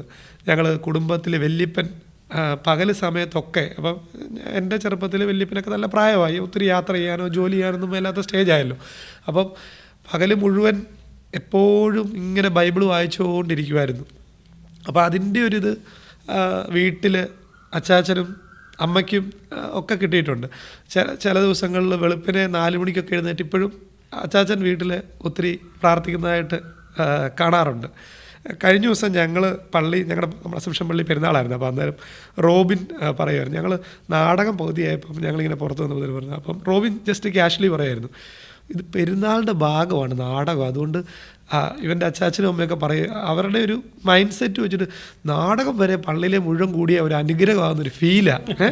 അപ്പോൾ എല്ലാത്തിനോടും ആ ഒരു പ്രതീതിയും ആ ഒരു അക്സെപ്റ്റൻസും എടുക്കുന്ന ഒരു നാട്ടിൻപുറവും പള്ളിയോട് ചേർന്ന് വന്ന ഒരു രീതിയും അങ്ങനെ ഒരു ലൈഫിലും ആയിരുന്നുകൊണ്ട് ഓഫ് കോഴ്സ് തീർച്ചയായിട്ടും ദൈവാനുഗ്രഹം ഉണ്ടെന്ന് തന്നെ. ടിൻസു ഇത് പറയുമ്പോഴത്തേക്കും എനിക്ക് വരുന്ന കുറച്ച് ഓർമ്മകൾ, ഞാൻ ഈ ടിൻസുവിൻ്റെ പള്ളിയിൽ കൊച്ചച്ഛനായിരുന്നു, റോബിൻ്റെയും പള്ളിയിൽ കൊച്ചച്ഛനായിരുന്നു ഒരു കാലത്ത്. അപ്പോൾ ഈ ദൈവാനുഗ്രഹത്തെക്കുറിച്ച് ടിൻസു പറയുമ്പോൾ ഞാനിപ്പോഴും എൻ്റെ സുഹൃത്തുക്കളോടും അല്ലെങ്കിൽ യുവാക്കളോടും ഒക്കെ ഞാൻ പറയാറുണ്ട്, ടിൻസുവിനെ കുറിച്ച് ഞാൻ പറയാറുണ്ട്. അതിന് കാരണം ഇതാണ്. ടിൻസു ഇപ്പോൾ ദൈവാനുഗ്രഹത്തെക്കുറിച്ച് പറഞ്ഞല്ലോ, ദൈവമാണ് ഇങ്ങനെ വഴി നടത്തുന്നതിനെക്കുറിച്ച് പറഞ്ഞല്ലോ. പക്ഷെ ഞാൻ ടിൻസുവിൽ അത് കാണുന്നത് മറ്റൊരു തരത്തിലാണ്. ഈ യൂദീപ്തിയിലൊക്കെ യുവാക്കളുടെ സംഘടനയാണല്ലോ യൂദീപ്തി, നമ്മുടെ ചങ്ങനാശ്ശേരി അതൊരു സീറോ മലബാർ സഭയിലെ. അപ്പോൾ ടിൻസു ഞാനവിടെ ഉള്ള സമയത്താണ് ഈ എൻജിനീയറിംഗ് പഠിത്തം അവസാനിപ്പിക്കുന്നതും പഠിത്തം ഇങ്ങനെ ഒരു ഗ്യാപ്പൊക്കെ പതുക്കെ വരുന്നതും പിന്നെ ഈ യൂദീപ്തിയിലൊക്കെ ഇൻവോൾവ് ആയി നിൽക്കുന്ന സമയമാണ്. അന്ന് സോളാർ തുടങ്ങിയിട്ടില്ല. അപ്പം എനിക്കിപ്പോഴും ഉള്ള ഓർമ്മ, രാത്രി ഒത്തിരി നേരം ഞങ്ങൾ വർത്തമാനം പറഞ്ഞിരിക്കും, റോബിനൊക്കെ ഉണ്ട്, വർത്തമാനം പറഞ്ഞിരിക്കും. ഒരാളെ ഒരു കാര്യം ചെയ്തുകൊണ്ട് വരാൻ പറഞ്ഞാൽ, ഒരു കാര്യം ആവശ്യപ്പെട്ടാൽ അതിൻ്റെ 10 ഇരട്ടി അതിൻ്റെ പൂർണ്ണതയിൽ ചെയ്തുകൊണ്ട് വരും. അത് ടിൻസു മാത്രമല്ല, അവിടെയുള്ള അന്ന് വർത്തമാനം പറഞ്ഞിരിക്കുന്ന പിള്ളേർ പലരും ഉണ്ട്. പക്ഷേ ഞാൻ പിൽക്കാലത്ത് കണ്ടത്, ഇങ്ങനെ പള്ളിയോട് ഇത്രയും ആത്മാർത്ഥത ചെയ്ത് ജീവിക്കുന്നവരെ ദൈവം കൈവിട്ടില്ല എന്നുള്ളതാണ്. അവരൊരു പ്രയത്നത്തിനായിട്ട് സ്വന്തം കാര്യത്തിനായിട്ട് ഇറങ്ങുമ്പോൾ ദൈവം അവർക്ക് തിരിച്ച് കൂടെ നിന്നു എന്നുള്ളതാണ് ഞാനെപ്പോഴും, അതെനിക്കൊരു ദൈവാനുഭവം ഇപ്പോഴും. ദൈവത്തിന് വേണ്ടി നമുക്ക് ഫ്രീ ആയിരുന്ന സമയത്ത്, ടിൻസു പഠിത്തം കഴിഞ്ഞാൽ ഫ്രീ ആയിരുന്ന സമയത്ത് ദൈവത്തിന് വേണ്ടി, പള്ളിക്ക് വേണ്ടി, പള്ളിയുടെ സംഘടനയ്ക്ക് വേണ്ടി ഇങ്ങനെ ഒത്തിരി കാര്യങ്ങൾ ചെയ്തപ്പോൾ തിരിച്ച് ടിൻസുവിന് ഓരോ ചിന്തകളും ഓരോ പ്രയത്നങ്ങളും ഒക്കെ ഉണ്ടായപ്പോൾ ദൈവം കൂടെ നിന്നു എന്നുള്ളതാണ്. അതെപ്പോഴും സന്തോഷം നൽകുന്ന കാര്യമാണ്. അതൊരു പക്ഷേ ഈ റോബിന് അതിനെക്കുറിച്ച് കൂടുതലായിട്ട് പറയാൻ സാധിക്കും. കാരണം നമ്മൾ അച്ഛന്മാർ കുറച്ചുകൂടെ അകന്ന് നിന്നാണ് നമ്മൾ കാണുന്നത്. പക്ഷേ എങ്കിൽ പോലും ടിൻസു ഈ പ്രസ്ഥാനം തുടങ്ങിയപ്പോൾ മുതൽ റോബിൻ കൂടെയുണ്ട്. റോബിൻ്റെ അനുഭവങ്ങളൊക്കെ ഒന്ന് ഷെയർ ചെയ്യാമോ? തീർച്ചയായിട്ടും. ടിൻസു ഇപ്പോൾ പറഞ്ഞ പോലെ തന്നെ ഈ ഒരു പ്രസ്ഥാനത്തിൻ്റെ ഭാഗമായതും ഒരു ദൈവാനുഗ്രഹമായിട്ടാണ് ഞാൻ കാണുന്നത്. കാരണം ഞങ്ങൾ ചെറുപ്പം തൊട്ടേ മിഷൻ ലീഗ് പോലുള്ള സംഘടന വഴി പ്രവർത്തിച്ച് അതിനുശേഷം യൂദീപ്തിയിലേക്ക് മാറി പ്രവർത്തിച്ച് വരുന്ന സമയങ്ങളിലെല്ലാം ഇപ്പം ഒരു ഡിസംബർ മാസം 1-ാം തീയതി തൊട്ട് എനിക്ക് തോന്നുന്നൊരു ജനുവരി 31 വരെ നമ്മൾ ഒരുമാതിരിപ്പെട്ട ദിവസങ്ങളിലെല്ലാം പള്ളിയിലാണ്. ടിൻസു നേരത്തെ പറഞ്ഞ പോലെ സ്റ്റാർ കച്ചവടവും, കേക്കിൻ്റെ ഓർഡർ എടുക്കുക, അത് ഡെലിവറി ചെയ്യുക, അല്ലെങ്കിൽ പുൽക്കൂട് ഉണ്ടാക്കുക. അത് കിട്ടുന്ന ലാഭം വളരെ തുച്ഛമായ ലാഭമായിരിക്കും, പക്ഷേ നമ്മൾ ആ പരിപാടിയിൽ ഏർപ്പെടുക എന്നുള്ളതാണ് നമ്മുടെ സന്തോഷം. അതെ. ആ സമയത്ത് നമ്മൾ കുറച്ച് നല്ല സുഹൃത്തുക്കളുമായിട്ട് പള്ളിയിൽ കൊച്ചച്ഛനും ഒക്കെ ആയിട്ട്, കൊച്ചച്ഛൻ നമ്മുടെ ഒരു വൈബായിരിക്കും എന്തായാലും, ഏത് അച്ഛൻ വന്നാലും തീർച്ചയായും നമ്മുടെ വൈബിലായിരിക്കും. അപ്പോൾ ആ സമയങ്ങളിൽ അച്ഛനുമായിട്ട് ഇടപെട്ട് പള്ളിയുടെ കുറച്ച് ആക്ടിവിറ്റീസിൽ ഏർപ്പെടുന്നത് തന്നെ ഒരു വലിയ അനുഗ്രഹമായിരുന്നു. അത് മുൻപോട്ട് ചെയ്തിട്ടുള്ള ഓരോ കാര്യങ്ങളും ഇപ്പം ഞാൻ ജീവിതത്തിൽ എന്തെങ്കിലും നേടിയിട്ടുണ്ടെന്നുണ്ടെങ്കിൽ തീർച്ചയായിട്ടും അതിലൊരു ദൈവത്തിൻ്റെ അനുഗ്രഹം കാണുന്നുണ്ട്. കാരണം അതിപ്പം തീർച്ചയായിട്ടും നമ്മുടെ എഫേർട്ടും നമ്മൾ ചെയ്യേണ്ട കാര്യങ്ങൾ ചെയ്യുകയും ചെയ്യണം. അല്ലാതെ പള്ളിക്ക് വേണ്ടി ഒരു വർഷം മുഴുവൻ പണിയെടുത്തു കഴിഞ്ഞാൽ നീ ജീവിതത്തിൽ വിജയിച്ചു എന്നല്ല. തീർച്ചയായിട്ടും അതിന് ശേഷം നമ്മൾ ചെയ്യേണ്ട കാര്യങ്ങൾ നമ്മൾ ചെയ്യണം. പക്ഷെ നമ്മൾ ചെയ്യേണ്ട കാര്യങ്ങൾ ചെയ്യാൻ നമ്മളെ ഒന്ന് മോൾഡ് ചെയ്തത് ഈ പറഞ്ഞ സംഘടനകൾക്കൊക്കെ ഒരു വലിയ റോളുണ്ട് അതിൽ. ഞാൻ ശരിക്കും പറഞ്ഞാൽ മിഷൻ ലീഗിലും യുവദീപ്തിയിലൊന്നും എനിക്ക് പാർട്ടിസിപ്പേറ്റ് ചെയ്യാൻ പറ്റും. കാരണം ഞാൻ പുറത്തായിരുന്നു വളർന്നത്. അപ്പം എൻ്റെ ഫ്രണ്ട്സൊക്കെ ഇത് പറയുമെങ്കിൽ ഭയങ്കര എക്സൈറ്റിംഗ് ആയിട്ട് തോന്നും. കാരണം ഞങ്ങളൊന്നും ഒരിക്കലും രാത്രി പള്ളിയിൽ സ്റ്റാറൊന്നും ഇടാൻ ഞങ്ങൾ പോയിട്ടില്ല. പക്ഷേ ഇവിടെയൊക്കെ വരുമ്പോൾ എൻ്റെ നെയ്ബേഴ്സൊക്കെ രാത്രി പോയിട്ട് വരാം, ലേറ്റ് ആവും. അണ്ട് രാത്രി പോയിട്ട് അടുത്ത ദിവസം രാവിലെ എങ്ങാനും ആയിരിക്കും അവർ വരുന്നത്. നമ്മൾ കുർബാന ഓടിയിട്ട് വരുന്നു. That's very exciting. പക്ഷെ എനിക്ക് പറഞ്ഞപ്പോൾ സ്ട്രൈക്ക് ചെയ്തൊരു കാര്യം എന്താണെന്ന് വെച്ചാൽ, ചേട്ടൻ പറഞ്ഞല്ലോ നമ്മൾ ദൈവത്തിന് വേണ്ടി ഇത്രയും മാറ്റി വെച്ചു എന്നോർത്ത് നമ്മൾ വിജയിക്കണം എന്നില്ല. പക്ഷേ there are a lot of people. ഇപ്പം ഓക്കെ, ഞാൻ കുറേ പ്രാർത്ഥിച്ചു, പക്ഷെ അവർ ആക്ഷൻ റിലേറ്റഡ് ആയിട്ട് അവരൊന്നും ചെയ്യുന്നില്ല. എന്നിട്ട് അവർ ദൈവത്തിൽ നിന്ന് എന്തെങ്കിലും എക്സ്പെക്റ്റ് ചെയ്തിട്ട് കിട്ടാണ്ടിരിക്കുമ്പോൾ അവർ പറയും ഗോഡ് ഇസ് അൺഫെയർ എന്നുള്ളൊരു രീതിയിൽ വരും. ഇപ്പോൾ ബിസിനസ് എന്നൊക്കെ പറയുമ്പോൾ നമ്മൾ ഭയങ്കരമായിട്ട് ആക്ഷൻ ഓറിയൻറ്റഡ് ആയിട്ടുള്ളൊരു ഫീൽഡാണ്. അപ്പോൾ എങ്ങനെയാണ് ലൈക്ക് ഈ പ്രെയറും ആക്ഷനും നിങ്ങളിങ്ങനെ ഇംപ്ലിമെൻറ്റ് ചെയ്ത് മുന്നോട്ട് കൊണ്ടുപോയത്? തീർച്ചയായിട്ടും നമ്മൾ ജീവിതത്തിൽ ഈ പറഞ്ഞ പ്രസ്ഥാനം തുടങ്ങിയതിന് ശേഷം കിട്ടിയ അനുഗ്രഹങ്ങൾക്കെല്ലാം മുമ്പ് വർക്ക് ചെയ്തിട്ടുള്ള പ്രസ്ഥാനങ്ങൾക്ക് വലിയ റോളുണ്ട്. കാരണം വെച്ച് കഴിഞ്ഞാൽ നമ്മൾ ആ പ്രസ്ഥാനങ്ങളിൽ വർക്ക് ചെയ്തപ്പോൾ കിട്ടിയ ചില വാല്യൂസ്, അത് ഇപ്പോൾ ചിലപ്പം ആത്മാർത്ഥത, അതല്ലെന്നുണ്ടെങ്കിൽ സത്യസന്ധത. ഈ സത്യസന്ധതയൊക്കെ ഞങ്ങളുടെ എല്ലാ ബിസിനസ്സിലും 3 പ്രസ്ഥാനങ്ങളിലും കൊണ്ടുവരാൻ പൂർണ്ണമായിട്ട് ശ്രമിച്ചിട്ടുണ്ട്. ക്വാളിറ്റിയിൽ കോംപ്രമൈസ് ഇല്ലാതെ കസ്റ്റമേഴ്സിന് അവർ സ്പെൻഡ് ചെയ്യുന്ന എമൗണ്ടിന് കിട്ടേണ്ട ക്വാളിറ്റി കിട്ടുന്നുണ്ടെന്ന് ഉറപ്പ് വരുത്തി തന്നെയാണ് നമ്മൾ 3 പ്രസ്ഥാനങ്ങൾ മുമ്പോട്ട് കൊണ്ടുപോകുന്നത്. അതുകൊണ്ട് തന്നെ റിപ്പീറ്റഡ് ഓർഡേഴ്സായിട്ട് നമുക്ക് മുമ്പോട്ട് കൊണ്ടുപോകാൻ സാധിക്കുന്നുണ്ട്. അതുപോലെ തന്നെ ഇപ്പോൾ അഞ്ജന പറഞ്ഞ ഈ ഒരു ഹാർഡ് വർക്ക് എന്ന് പറയുന്നത്, ഓഫ് കോഴ്സ് പ്രെയർ മാത്രം കൊണ്ട് നമുക്ക് ആ ഒരു റിസൾട്ടിലേക്ക് എത്തിക്കുക അല്ലെ, അങ്ങനെ അതൊരു തെറ്റാണല്ലോ. ഒരിക്കലും ബൈബിൾ തന്നെ അങ്ങനെ അല്ലല്ലോ പഠിപ്പിക്കുന്നത്. നമ്മുടെ പ്രയത്നം കൃത്യമായിട്ട് ഉണ്ടാവണമെന്ന് പറയുന്നുണ്ടല്ലോ. അപ്പോൾ ഓഫ് കോഴ്സ് അത്രയും ഹാർഡ് വർക്ക് ചെയ്തിട്ടുണ്ട്. ഞാനാണെങ്കിലും അല്ലെ നമ്മുടെ പാർട്ട്നേഴ്സ് ആണെങ്കിലും ടീമാണെങ്കിലും അതുപോലെ എഫേർട്ടും ഹാർഡ് വർക്കും ചെയ്തിട്ടുണ്ട്. അതായത് ഒരു 6 മണിക്കൂറോ 8 മണിക്കൂറോ പണിയെടുത്താൽ അല്ലെങ്കിൽ അതും കൊണ്ട് എത്തുന്നതിന് ലിമിറ്റേഷൻസ് ഉണ്ട്. അപ്പോൾ നമ്മൾ ഒത്തിരി കാര്യങ്ങൾ ആദ്യ സമയത്ത് പ്രൊജക്റ്റുകളിൽ പാനൽ, ബാറ്ററി ഇങ്ങനെയുള്ള സാധനങ്ങൾ ചുമന്ന് വീടിൻ്റെ മേളിൽ കൊണ്ട് വെക്കുന്നത് ഉൾപ്പെടെ നമ്മളായിരുന്നു. ഈ സന്തോഷോട് കുളങ്ങനെയൊക്കെ പറയുന്നത് ജോലി ഒരു പാഷനാക്കി കഴിഞ്ഞാൽ അത് സമയത്തിന് പരിധികൾ പിന്നെ ഉണ്ടാവത്തില്ല. 24 മണിക്കൂറും അതിൻ്റെ പുറകെ നമ്മൾ നടക്കുമെന്ന് പറഞ്ഞ പോലെ അല്ലേ? അതെ. ഇപ്പോൾ റോബിൻ പറഞ്ഞ പോലെ ഇപ്പോൾ ഈ 24 മണിക്കൂർ നടക്കുമെന്ന് അച്ഛൻ പറഞ്ഞപ്പോൾ ഞാൻ ഈ റോബിൻ പറഞ്ഞ ഒരു ഇൻസിഡൻറ്റുമായിട്ട് കണക്ട് ചെയ്യുമായിരുന്നു. അതായത് നമുക്ക് ഈ യൂത്തിൻ്റെ കമ്മ്യൂണിറ്റിയിലൊക്കെ ആയിരുന്നപ്പോൾ, അതായത് ഡിസംബർ 1 തൊട്ട് വരെ ഞങ്ങളുടെ പള്ളിപ്പെരുന്നാൾ ജനുവരിയിലാണ്. അപ്പോൾ അതാണ് ആ 2 മാസമൊക്കെ ഫുൾ ഓട്ടമായിരിക്കുന്നത്, രാത്രിയൊക്കെ ഉൾപ്പെടെ. ഇപ്പം അഞ്ജന പറഞ്ഞ പോലെ രാത്രി 3 മണി 4 മണിയാകുമ്പോൾ ഒരു തവണ ഞാൻ ഓർക്കുന്നുണ്ട്, ഞങ്ങൾ ക്രിസ്മസിൻ്റെ അടുത്ത് വരുന്ന ഒരു ഞായറാഴ്ച, അപ്പോൾ സ്റ്റാർ തൂക്കാൻ രാത്രി മൊത്തം പണിയെടുക്കുക. അപ്പോൾ ഞായറാഴ്ച പള്ളിയിൽ വരുന്നവർക്ക് ഈ സ്റ്റാർ കാണാൻ പറ്റണം, അതാണ് നമ്മുടെ ലക്ഷ്യം. അപ്പോൾ നമുക്കതിന് വേറെ പൈസ ഇല്ല, വേറൊന്നുമില്ല, ജസ്റ്റ് അവരെ എല്ലാവരെയും കാണിക്കുക, ഓ യൂത്ത് ഉണ്ടാക്കിയ സ്റ്റാർ സൂപ്പർ എന്നൊന്ന് കേൾക്കണം, അത്രയേ ഉള്ളൂ. അപ്പോൾ അതിനുവേണ്ടി ഉറക്കളച്ച് നിന്ന് എല്ലാവരും കൂടെ എഫേർട്ട് ഇടും. അപ്പം ലാസ്റ്റ് ഞങ്ങളുടെ ഒരു എലഞ്ഞിമരമുണ്ട്, അത് തൂക്കാൻ ഇങ്ങനെ 2 പേര് അതിൻ്റെ മേളിൽ കയറി വടം വെച്ച് വലിച്ചു പൊക്കുന്നു, 2 പേര് ഈ മുളം കമ്പ് വെച്ച് ഇങ്ങനെ സപ്പോർട്ട് ചെയ്ത് പൊക്കുന്നു. അപ്പോൾ അവിടെ വലിക്കട, ഇവിടെ തിരിട, അങ്ങോട്ട് ചെരിയുന്നു, ഭയങ്കര ഒച്ച വെളുപ്പനെ. അപ്പോൾ അച്ഛന് ഡിസ്റ്റർബൻസായി. അന്ന് നമ്മുടെ നിലവന്തര അച്ഛനായിരുന്നു ഞങ്ങളുടെ പള്ളിയിലുണ്ടായിരുന്നത്. അപ്പോൾ അച്ഛൻ വന്നിട്ട് ഞങ്ങളെ അന്നേരം വന്ന് പെട്ടെന്ന് വന്ന് വഴക്ക് പറഞ്ഞു, ഇവിടെ പിള്ളേർ ഇതെന്ന് കിടന്ന് ഉറങ്ങുമൊന്നും വേണ്ട, ഈ സ്റ്റാർ എന്ന് പറഞ്ഞ് നിന്നാൽ മതി, ഇന്ന് തന്നെ ഇപ്പോൾ തൂക്കണമെന്ന് എന്നാ നിർബന്ധം നാളെ ചെയ്താലും പോരെ എന്ന് പറഞ്ഞ് അച്ഛൻ വഴക്ക് പറഞ്ഞു. അപ്പം ഞങ്ങൾ അല്ല ചെയ്ത് ഞങ്ങൾക്ക് ഇന്ന് തന്നെ ചെയ്യണം, നാളെ ഞങ്ങൾ ഇത്രയും കഷ്ടപ്പെട്ടത് നാളെ എല്ലാവരെയും കാണാനാ എന്നൊക്കെ പറഞ്ഞ് ഞങ്ങൾ അച്ഛനോട് എതിർത്തു. എന്നിട്ട് ഞങ്ങൾ എന്തായാലും ഇത് തീർക്കു വെച്ചാൽ എന്നൊക്കെ പറഞ്ഞ് എതിർത്തു. അപ്പോൾ അച്ഛൻ എന്നാൽ നിങ്ങൾ എന്താണെന്ന് വെച്ചാൽ ചെയ്യുന്ന പറഞ്ഞ് പോയി. അപ്പോൾ പിറ്റേന്ന് ഞായറാഴ്ച ഞങ്ങൾ പള്ളിയിൽ ഓർക്കുക, മിക്കവാറും ഇന്ന് അച്ഛൻ പ്രസംഗത്തിൽ നമ്മളെ തെറി പറയും, ഇന്നലെ എൻ്റെ ഉറക്കം കളഞ്ഞു അല്ലേ അങ്ങനെ എന്തെങ്കിലും രീതി നമ്മളെ കുറ്റം പറയുമെന്നും പറഞ്ഞ് നമ്മളിങ്ങനെ പേടിച്ച് നിൽക്കുക. അവസാനം അറിയിപ്പിൻ്റെ പോർഷനായപ്പോൾ അപ്പം ഭയങ്കര വ്യത്യസ്തമായിട്ട് അച്ഛൻ ഒത്തിരി പോസിറ്റീവായിട്ട് പറഞ്ഞു. അച്ഛൻ പറഞ്ഞു, ഞാൻ പിള്ളേരോട് ഒരു ദിവസം കൂടെ കഴിഞ്ഞ് ചെയ്താലും മതി എന്ന് പറഞ്ഞിട്ടും അവർക്ക് നിങ്ങളെ ഇന്ന് ഇത് കാണിക്കണമെന്നുള്ളത് നിർബന്ധമായിരുന്നു. അപ്പോൾ അതിന് അവർ വീണ്ടും നിന്ന് അത് കംപ്ലീറ്റ് ചെയ്തിട്ടാണ് പോയെന്ന് അച്ഛൻ പോസിറ്റീവായിട്ട് പറഞ്ഞു. അപ്പോൾ അത്തരത്തിൽ ഈ ഹാർഡ് വർക്ക് എന്ന് പറയുന്ന സാധനം ഇങ്ങനെയുള്ള ഓരോ കാര്യങ്ങളിൽ നമ്മുടെ സ്റ്റൈലിൽ അങ്ങ് ഇൻബോണായിട്ട് വന്നു.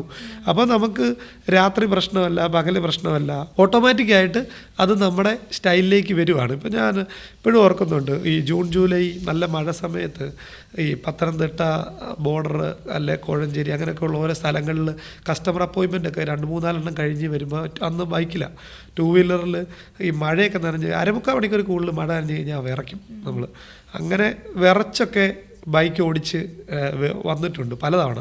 അപ്പം അങ്ങനെ ആ ഒരു ഹാർഡ് വർക്ക് എന്ന് പറയുന്നത് ഇൻബിൽറ്റായിട്ട് ഒരു ലൈഫിൻ്റെ പാർട്ടായിട്ട് വേണ്ടി വരുമ്പം എഫേർട്ട് ഇടുക എന്ന് പറയുന്നത് അങ്ങനെ ആയി. വേറൊരു ഇൻസിഡൻറ്റ് ഞാൻ ഈ ഹാർഡ് വർക്കിൻ്റെ ഒരു കേസ് പറയുമ്പോൾ ഓർക്കുന്നുണ്ട്. ഒരു ക്രിസ്മസിന് നമ്മളന്നൊരു ചാരിറ്റി പ്രൊജക്റ്റ് പള്ളി ചെയ്യുന്നുണ്ടായിരുന്നു. ഒരു നിർധന കുടുംബത്തിന് സ്ഥലം വാങ്ങി വീട് വെച്ച് കൊടുക്കുക എന്നുള്ളൊരു പ്രൊജക്റ്റ് ഏറ്റെടുത്ത് ചെയ്തു. അപ്പോൾ അതുമായിട്ട് ബന്ധപ്പെട്ട് അതിൻ്റെ വീട് പണിയുടെ ഫൈനൽ സ്റ്റേജും അത് ക്രിസ്മസിൻ്റെ അന്നായിരുന്നു കയറി താമസം, ഹൗസ് വാമിങ്. അപ്പോൾ ക്രിസ്മസ് ടൈമിൽ ഓൾറെഡി ഈ പുൽക്കൂട് ചെയ്യണം, സ്റ്റാർ ചെയ്യണം, കേക്ക് കച്ചവടം ചെയ്യണം, അങ്ങനെ കുറേ പണികളുണ്ട്. അതിൻ്റെ പുറത്ത് ഈ വീടിൻ്റെ പരിപാടിയും ഇതിൻ്റെ ഉദ്ഘാടനവും ആൾക്കാരെ വിളിക്കലും കോർഡിനേഷനും ഫൈനൽ വർക്കും എല്ലാം. അപ്പോൾ ലാസ്റ്റ് 2-3 ദിവസം പ്രോപ്പറായിട്ട് ഉറങ്ങാൻ പോലും പറ്റാതെ ഇതിൻ്റെ പരിപാടികളെല്ലാം ഫുൾ ചെയ്ത് നിന്നിട്ട് അന്നത്തെ യൂത്തിൻ്റെ ഡയറക്ടറായിരുന്നു നമ്മുടെ ചക്കാത്രേച്ചനായിരുന്നു. അപ്പോൾ അത് ഞാൻ ഇപ്പോഴും ഭയങ്കരമായിട്ട് മനസ്സിൽ ഓർത്തിരിക്കുന്നൊരു കാര്യമാണ്. അതുകൊണ്ട് ഞാൻ അതുകൂടെ ഈ ഹാർഡ് വർക്കുമായിട്ട് ബന്ധപ്പെട്ട് പറയുന്നത്. അപ്പോൾ അന്ന് ചക്കാത്തറച്ചനെ അച്ഛൻ്റെ വീട് എടത്തുവ ഏരിയയിൽ എവിടെയോ ചമ്പക്കുളത്ത് പോയി കാറിൽ പോയി കൂട്ടിക്കൊണ്ട് വരുവാണ്. അതിരൂപത ഡയറക്ടറാണ്. അപ്പോൾ അച്ഛനെ കാറിൽ പോയി ഞാനും കൂട്ടുകാരൻ ടോണിയും കൂടെ പോയി കൂട്ടിക്കൊണ്ട് വരുക. ഈ കയറത്താമസത്തിന് അച്ഛനാണ് പ്ലസ് ചെയ്യുന്നത്. വന്ന് കൂട്ടിക്കൊണ്ട് വന്ന് അതും കഴിഞ്ഞ് പതിനക്കുർബാന കഴിഞ്ഞ് അച്ഛനെ കൂട്ടി വന്ന് കയറത്താമസവും കഴിഞ്ഞ് തിരിച്ചു അച്ഛനെ വിട്ടിട്ട് തിരിച്ചു വരുമ്പോൾ വണ്ടി ഓടിച്ചിട്ട് തീരെ വയ്യ, ഫുൾ തലയൊക്കെ അങ്ങ് ലോസ്റ്റായി. അപ്പോൾ തെങ്ങടയൊക്കെ ആയപ്പോഴത്തേനും വണ്ടി നിർത്തി, എന്തോ ഭയങ്കര വയ്യാഴികയായിട്ട് വണ്ടി നിർത്തി വെളിയിൽ നിന്ന് കുറേ ഛർദ്ദിച്ചു. അപ്പോൾ അത്രയും ഉറക്കളയും ഇതുമെല്ലാം ഒക്കെ ആയിട്ടേ. അപ്പോൾ അന്നാണ് ഞാൻ മനസ്സിലായി ഇത്രയും ടയേർഡായിട്ട് ബോഡി ഇങ്ങനെ വീക്കായി ലോസ്റ്റായി പോകുന്നത്. അപ്പം അങ്ങനെ വരുമ്പോഴും പക്ഷേ ഉള്ളിലൊരു സന്തോഷമാണ്. ഓക്കെ, ഇതുപോലെ കഷ്ടപ്പെട്ടു, ഒരു റിസൾട്ട് ഉണ്ടായി, അന്നേരമാണല്ലോ ഇങ്ങനൊരു ബുദ്ധിമുട്ടുണ്ടായെന്നൊരു സംഭവം. അപ്പം ഓഫ് കോഴ്സ് ലൈഫിൽ അത് എംപ്ലോയ്മെൻ്റ് ആണെങ്കിലും ബിസിനസ് ആണെങ്കിലും ഏതാണെങ്കിലും ആ ഒരു കഠിനാധ്വാനം എന്ന് പറയുന്നത് എല്ലായ്പ്പോഴും വേണം. അത് ഇപ്പോഴും ഉണ്ടാവുന്നുണ്ട്. ഇപ്പം നമ്മൾ പ്രസ്ഥാനം വളർന്നെന്ന് പറഞ്ഞ് ഇനിയൊന്നും ചെയ്യാതിരുന്നാൽ പറ്റില്ല. കോമ്പറ്റീഷൻസ്, പ്രശ്നങ്ങൾ, ചലഞ്ചസ് നമ്മൾ പറയാറുണ്ടല്ലോ ബൈബിളിൽ, നമ്മളെ കൊണ്ട് താങ്ങാവുന്ന പ്രശ്നങ്ങളാണ് നമുക്ക് കിട്ടത്തുള്ളത്. അന്ന് ചെറിയ പ്രശ്നങ്ങളാണ് കിട്ടുന്നെങ്കിൽ ഇന്ന് നമ്മൾ വലുതായപ്പം വലിയ പ്രശ്നങ്ങളാണ് വരുന്നത്. അപ്പോൾ അത് മാനേജ് ചെയ്യാനും സ്റ്റിൽ കഠിനാധ്വാനം ചെയ്തുകൊണ്ട് തന്നെ ഇരിക്കുവാണ്. അപ്പോൾ ഇപ്പോൾ ഈ ഹാർഡ് വർക്കും ചാലഞ്ചസിൻ്റെയും കാര്യം പറഞ്ഞില്ല. അപ്പം ഇതുവരെ ടിൽ നൗ ഉണ്ടായ ഒരു പ്രോബ്ലം, ഒരു വെരി സിവിയർ പ്രോബ്ലം എങ്ങനെയാണ് ഫേസ് ചെയ്തതെന്നൊന്ന് പറയാമോ?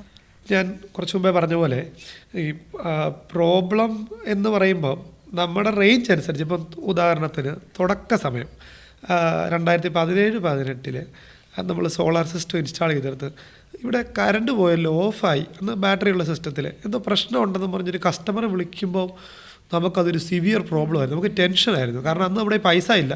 നമ്മൾ കടം മേടിച്ച പൈസയൊക്കെ വെച്ചിട്ട് റോൾ ചെയ്ത് കൊണ്ട് ഇൻസ്റ്റാൾ ചെയ്ത് കൊടുത്തു. അവർ ഹാപ്പി ആയി കഴിയുമ്പോൾ പൈസ നമുക്ക് കിട്ടണം. അപ്പോൾ അയ്യോ ഇത് പ്രശ്നമായോ, കംപ്ലൈൻറ്റ് പറ്റിയോ, നമ്മൾ ചെയ്തതിൻ്റെ കുഴപ്പമാണോ, സാധനത്തിൻ്റെ കുഴപ്പമാണോ, ഉറക്കം നഷ്ടപ്പെടുമായിരുന്നു, ഭയങ്കര ബുദ്ധിമുട്ട് തോന്നുമായിരുന്നു. അപ്പോൾ അത് പിന്നെ ചെയ്ത് സോൾവ് ചെയ്ത് ഓക്കെ ഇതിനൊരു സൊല്യൂഷനുണ്ട്, ഇത് നമുക്ക് സോൾവ് ചെയ്യാൻ പറ്റും. നമ്മളെ മാക്സിമം ആത്മാർത്ഥമായിട്ട് ബെറ്ററാക്കാൻ നോക്കുന്നുണ്ട്. അപ്പോൾ അത് എന്തായാലും ഇതിനൊരു സൊല്യൂഷൻ അതിന് കിട്ടും എന്നൊരു സാധനം കിട്ടുന്നതുകൊണ്ട് നമുക്കതിൽ പയ്യെ പയ്യെ റിസൾട്ട് വന്നു തുടങ്ങി. അതുപോലെ 2018 അവസാനത്തോട്ടൊക്കെ വന്ന ആ ഒരു സമയത്ത് നമ്മൾ ആദ്യം ഒരു 5 ലക്ഷം രൂപ ഒരു മുദ്ര ലോൺ, പ്രധാനമന്ത്രി മുദ്ര ലോൺ എടുത്തിട്ടുണ്ടായിരുന്നു. പിന്നെ കുറച്ച് പൈസ ഞങ്ങൾ പാർട്ട്നേഴ്സ് 3 പേരും കൂടെ സോഴ്സ് ചെയ്തൊക്കെ ഉണ്ടായിരുന്നു.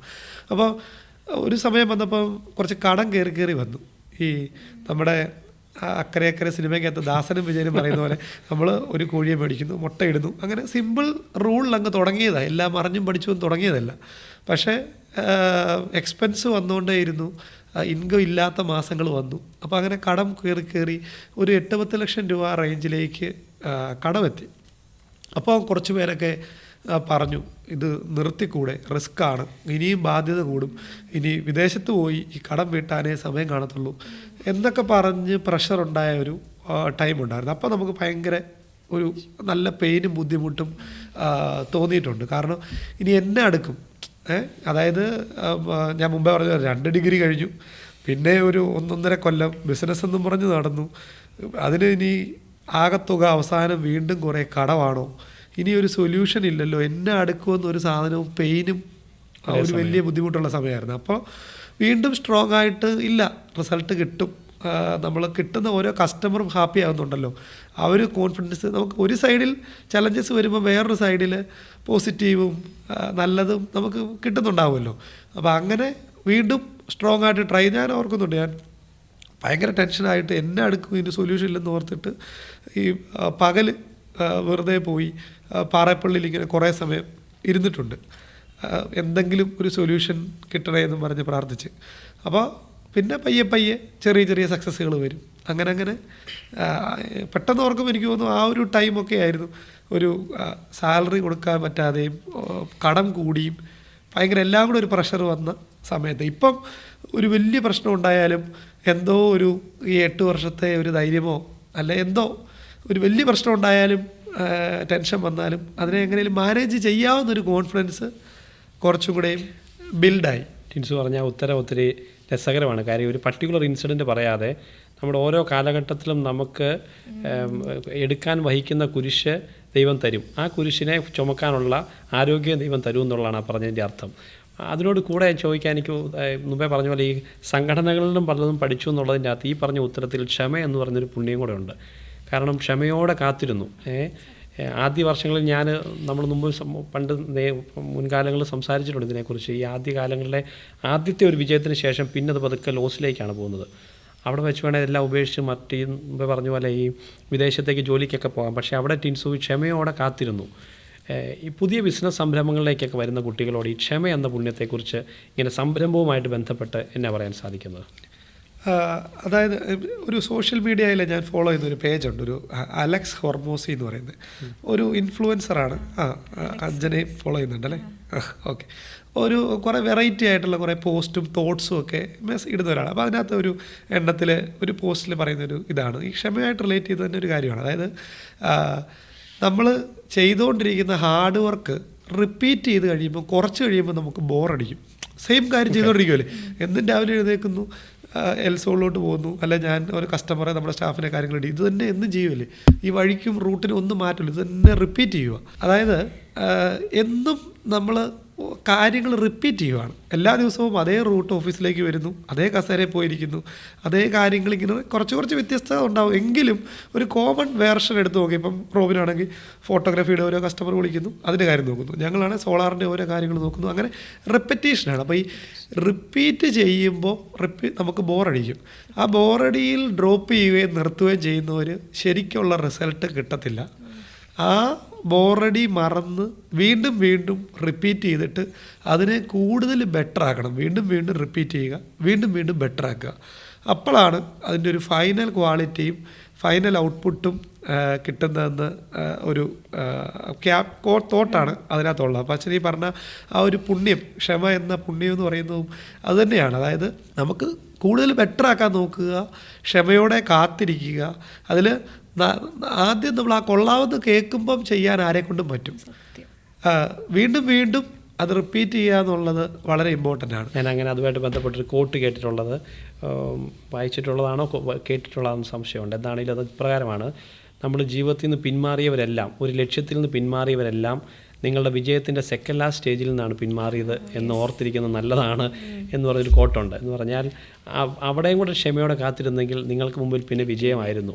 അപ്പോൾ ആ ഒരു ചിന്ത എപ്പോഴും നമ്മൾ പുലർത്തിയാൽ തീർച്ചയായിട്ടും ഈ ഒരു വിജയം കൂടെ കാണാൻ നമുക്ക് സാധിക്കും, അത് അനുഭവിക്കാൻ നമുക്ക് സാധിക്കും.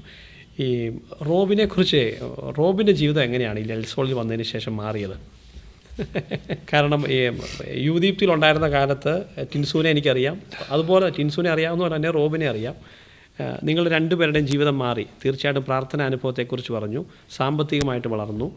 ഈ ഒരു അനുഭവത്തെ ഈ എൽസോളിൽ വന്നതിന് ശേഷം ഉണ്ടായ ജീവിത വ്യത്യാസങ്ങളെക്കുറിച്ചൊക്കെ ഒന്ന് പറയാമോ? തീർച്ചയായിട്ടും. ഞാൻ ജനിച്ചു വളർന്നത് ടിൻസു നേരത്തെ പറഞ്ഞതുപോലെ തന്നെ സെയിം സാഹചര്യത്തിലായിരുന്നു. ഒരു സാധാരണ കുടുംബത്തിലായിരുന്നു. അപ്പൻ ഒരു കൃഷിക്കാരനായിരുന്നു, അമ്മയ്ക്ക് പ്രത്യേകിച്ച് ജോലിയോ കാര്യങ്ങളൊന്നും ഇല്ലായിരുന്നു. അപ്പോൾ ഒരു സാധാരണ കുടുംബത്തിലെ യുവാവെന്ന നിലയിൽ, അതും മുതിർന്നയാളെന്ന നിലയിൽ വളർന്നു വരുമ്പോൾ പ്രവാസ ജീവിതം തന്നെ ആയിരിക്കും വരുന്നത്. അങ്ങനെ ഞാനും പ്രവാസിയായി. ഒരു 4 വർഷത്തോളം 2 രാജ്യങ്ങളിലായിട്ട് പ്രവാസ ജീവിതത്തിന് ശേഷം കോവിഡ് തുടങ്ങിയപ്പോൾ പതിയെ അവിടെ നിന്ന് റിസൈൻ ചെയ്ത് നാട്ടിലേക്ക് പോന്നു. നാട്ടിലേക്ക് പോകുന്നതിന് ശേഷമാണ് ടിൻസുമൊക്കെ ആയിട്ട് സംസാരിച്ചപ്പം ഞങ്ങൾ ഈ യുവദീപ്തി പോലുള്ള പ്രസ്ഥാനങ്ങളിൽ ഒന്നിച്ച് നിന്നുകൊണ്ട് തന്നെ എപ്പോഴും നാട്ടിലായിരിക്കണം, പള്ളി അല്ലെങ്കിൽ നമ്മുടെ നാടിനോട് ചുറ്റിപ്പറ്റി നിൽക്കണമെന്നൊരു ചിന്ത എപ്പോഴും ഉണ്ടായിരുന്നു. അപ്പോൾ അങ്ങനെ വന്നപ്പോൾ നാട്ടിൽ കൂടാനുള്ള എന്തെങ്കിലും ഓപ്ഷൻസ് ഉണ്ടോ എന്നൊക്കെ ഇങ്ങനെ ആലോചിച്ച് ഞാനും യുവദീപ്തി തന്നെ ഉണ്ടായിരുന്ന മറ്റ് 2 സുഹൃത്തുക്കളും കൂടെ കുറേ പരിപാടികളൊക്കെ ഇങ്ങനെ ചെറിയ രീതിയിൽ പ്ലാൻ ചെയ്തു. അപ്പോൾ അത് ഒരു ദിവസം ഞങ്ങൾ തമ്മിൽ സംസാരിക്കുമ്പോൾ ടിൻസു പറഞ്ഞു, എടാ നമുക്ക് അങ്ങനെയാണെങ്കിൽ വേറൊരു ബിസിനസ് സ്റ്റാർട്ട് ചെയ്യാൻ എൻ്റെ മൈൻഡിലൊരു ഐഡിയ ഉണ്ട്, അപ്പോൾ അതിൽ ഒന്ന് ട്രൈ ചെയ്താലോ എന്ന് ചോദിക്കുന്നു. അങ്ങനെയാണ് ഞാൻ എൽസോൾ ക്രിയേഷൻസിൻ്റെ ഭാഗമാകുന്നത്.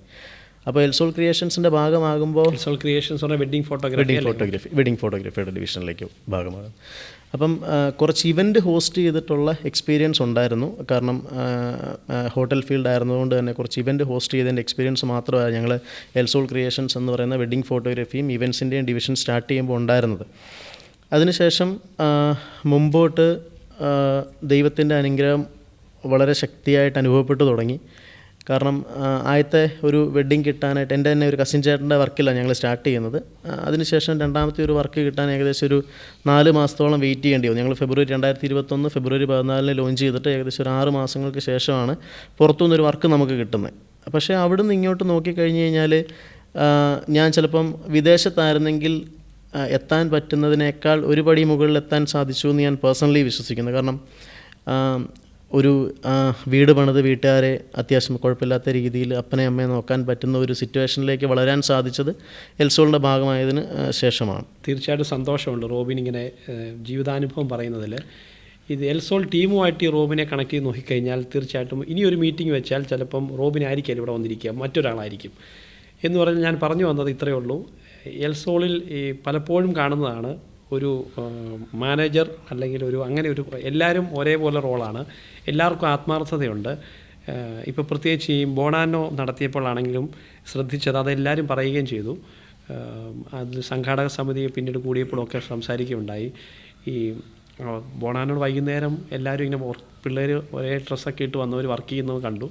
അപ്പോൾ ആദ്യമൊക്കെ വിചാരിച്ച് ഇതെല്ലാം നമ്മൾ പുറത്തുനിന്ന് വിളിച്ചിരിക്കുന്ന ഏതോ ഏജൻസിയിൽ നിന്നുള്ള ജോലിക്കാരാണെന്നാണ് വിചാരിച്ചത്. പക്ഷേ പിന്നീടാണ് മനസ്സിലായത് ഇതെല്ലാം എൽസോളിലെ സ്റ്റാഫാണ്, മുഴുവൻ പേരും. ഈ എല്ലാവരെയും ഒരേപോലെ ഇങ്ങനെ കൊണ്ടുപോകാൻ, പ്രത്യേകിച്ച് ഈ പള്ളിയിലെ കാര്യം പറഞ്ഞല്ലോ, അന്ന് യുവദീപ്തിയിലുണ്ടായിരുന്ന പിള്ളേരെല്ലാം തന്നെ ടിൻസുവിൻ്റെ ഈ എൽസോളിൻ്റെ ഭൂരിഭാഗം പേരും കൂടെ ഉണ്ട്. ഒരു ഡയറക്റ്റ്ലിയോ ഇൻഡയറക്റ്റ്ലിയോ കൂട്ടത്തിലുണ്ട്. ഇനി എൽസോളിൽ അല്ലാതെ ജോയിൻ ചെയ്ത ആളുകളുണ്ടല്ലോ, ഇപ്പോൾ എത്ര പേര് എൽസോളിൽ ജോലി ചെയ്യുന്നുണ്ട്. അതുപോലെ തന്നെ എങ്ങനെയാണ് ഇവരെ എല്ലാം ഇങ്ങനെ ഒരുമിച്ച് കൊണ്ടുപോകാൻ സാധിക്കുന്നത്? ഒരേ ഒരു വ്യത്യാസങ്ങളില്ലാതെ എപ്പോഴും അവർ ജോലി സമയം കഴിഞ്ഞിട്ടും അവർ ഇങ്ങനെയൊക്കെയുള്ള വർക്കുകൾ വരുമ്പോഴൊക്കെ അവർ കൂടുതൽ എപ്പോഴും ഉണ്ട്. അതെങ്ങനെ ആ ഒരു സ്പിരിറ്റ്, എന്ത് തിയറിയാണ് അവൾ അപ്ലൈ ചെയ്തിരിക്കുന്നത്? അച്ഛൻ ചോദിച്ച ആ ഒരു എത്ര പേരുണ്ട് ആ കമ്പനിയുടെ ഒരു സ്ട്രക്ചർ പൊസിഷനിങ്ങിനെ പറ്റി അച്ഛൻ ചോദിച്ചതിനൊന്നും പറഞ്ഞുകൊണ്ട് ഞാൻ തുടങ്ങാം. നമ്മൾ 2017 ഒരു 100 സ്ക്വയർ ഫീറ്റ് ഒരു ചങ്ങനാശ്ശേരി മധുമൂലയിലൊരു സ്പേസും അവിടെ ഒരു 3 സ്റ്റാഫുമായിരുന്നു ഉണ്ടായിരുന്നത്. ഇന്ന് നമുക്ക് 18 ബ്രാഞ്ചുകൾ, ഡയറക്റ്റ് ബ്രാഞ്ചുകൾ തന്നെ ഉണ്ട്. ഏതാണ്ട് 220ഓളം സ്റ്റാഫാണ് 3 പ്രസ്ഥാനങ്ങളിലായിട്ട് എൽസോൾ ഗ്രൂപ്പിലുള്ളത്.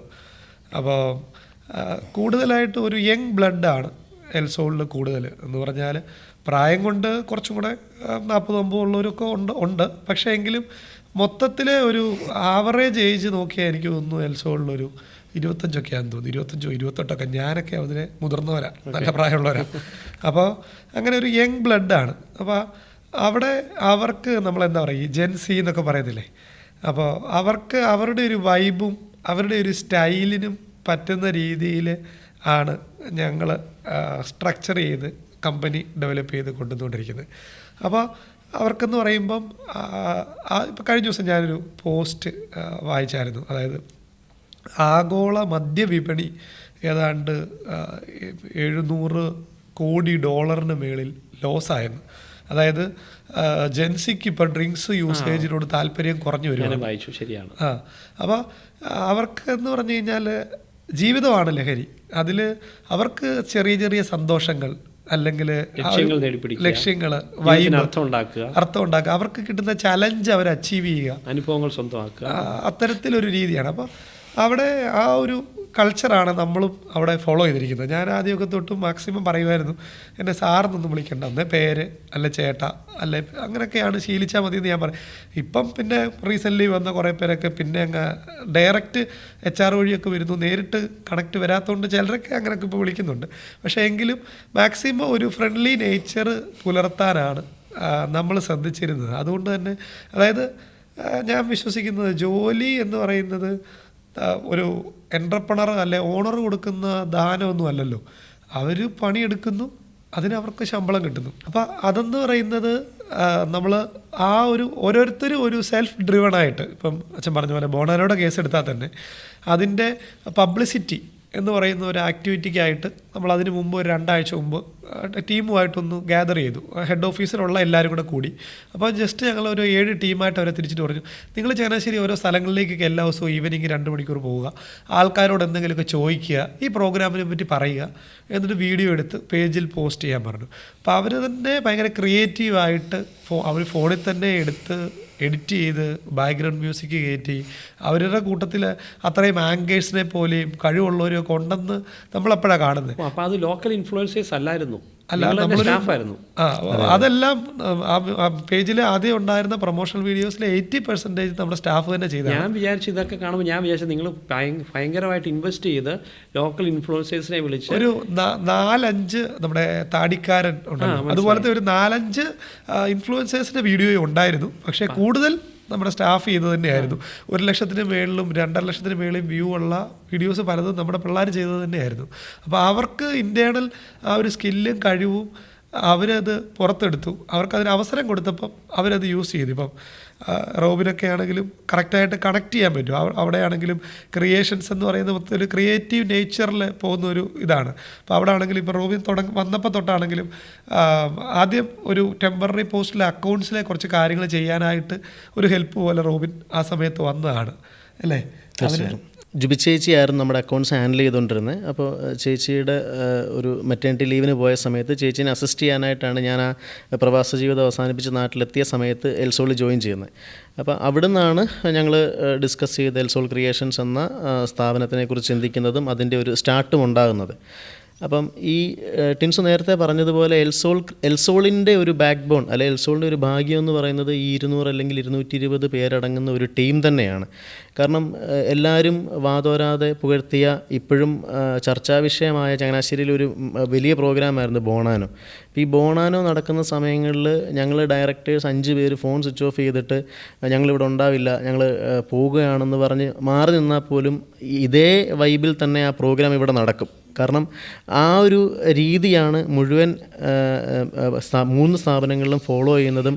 അതെല്ലാ എംപ്ലോയീസിനും വളരെ ക്ലിയറായിട്ട് ആ കാര്യങ്ങൾ അറിയാം. ഓക്കെ, അവർ ഇതെല്ലാം ചെയ്യേണ്ടത് ഓണേഴ്സ് അല്ല അല്ലെങ്കിൽ ഡയറക്ടേഴ്സ് അല്ല, ഡയറക്ടേഴ്സിൻ്റെ അഭാവത്തിൽ അവർ ചെയ്യേണ്ട റോൾ എന്താണെന്ന് മനസ്സിലാക്കി സ്വയം ലീഡർഷിപ്പ് എടുത്ത് ആ റോൾ അവർ ഏറ്റവും ഭംഗിയാക്കാൻ ശ്രമിക്കുകയും ചെയ്യുന്നുണ്ട്. ഇപ്പം അതുപോലെ തന്നെ കമ്പനി ആണെങ്കിലും എംപ്ലോയീസിനെ ചേർത്ത് നിർത്തുന്നത് ഇപ്പം ഇൻഡിവിജ്വലി ഒരുമാതിരിപ്പെട്ട എല്ലാവരുടെയും പേര് പോലും ഞങ്ങളിൽ പലർക്കും അറിയാം. ഇപ്പോൾ 220 സ്റ്റാഫ് ഇന്ത്യയിലെ പല ഭാഗത്തുള്ളത് കൊണ്ട് എല്ലാവരിലേക്കും എത്താൻ പറ്റാറില്ല. എന്നാലും പേഴ്സണലി ഒരുമാതിരിപ്പെട്ട എല്ലാവരുടെയും പേരും വീട്ടിലെ വിശേഷങ്ങളും വീട്ടിലെ ആളുകളുടെ കാര്യങ്ങൾ പോലും ഞങ്ങൾക്ക് എല്ലാവർക്കും അറിയാം. ഇനി അതിൻ്റെ വേറെ രീതിയിൽ പറയുകയാണെങ്കിൽ ഒരു 1.5 വർഷം മുമ്പ് എൽസോൾ ഒരു ട്രിപ്പ് പ്ലാൻ ചെയ്തത് ഞങ്ങൾ ഗോവയ്ക്കാണ് പോയി. ഒരു 4 ദിവസം മുഴുവൻ എംപ്ലോയീസിനായിട്ട് ഏകദേശം ഒരു 120 പേരുമായിട്ട് ഒരു വലിയ എമൗണ്ട് സ്പെൻഡ് ചെയ്ത് ഞങ്ങൾ ഗോവയ്ക്കാണ് ഒരു ട്രിപ്പ് പോയത് പോലും. അപ്പോൾ അതുകൊണ്ട് തന്നെ ഗോവ ട്രിപ്പ് ഭയങ്കര രസമായിരുന്നു. ട്രെയിനിൽ ഒരു ഫുൾ ബോഗിയൊക്കെ ബുക്ക് ചെയ്ത്.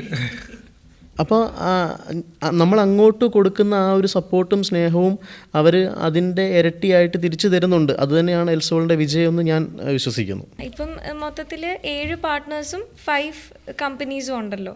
അപ്പം അതിൽ ഒരു കമ്പനിയാണല്ലോ വെഡ്ഡിങ് ക്രിയേഷൻസ് എന്ന് പറയുന്നത്. അപ്പം ഇപ്പം ഇങ്ങനെ നമ്മൾ ഈ ഫോട്ടോഗ്രാഫി അല്ലെങ്കിൽ ക്രിയേറ്റീവ് ഫീൽഡ് എന്നൊക്കെ പറയുമ്പോൾ നമുക്ക് അതിൽ ഒരു സ്റ്റോപ്പ് ഇല്ല.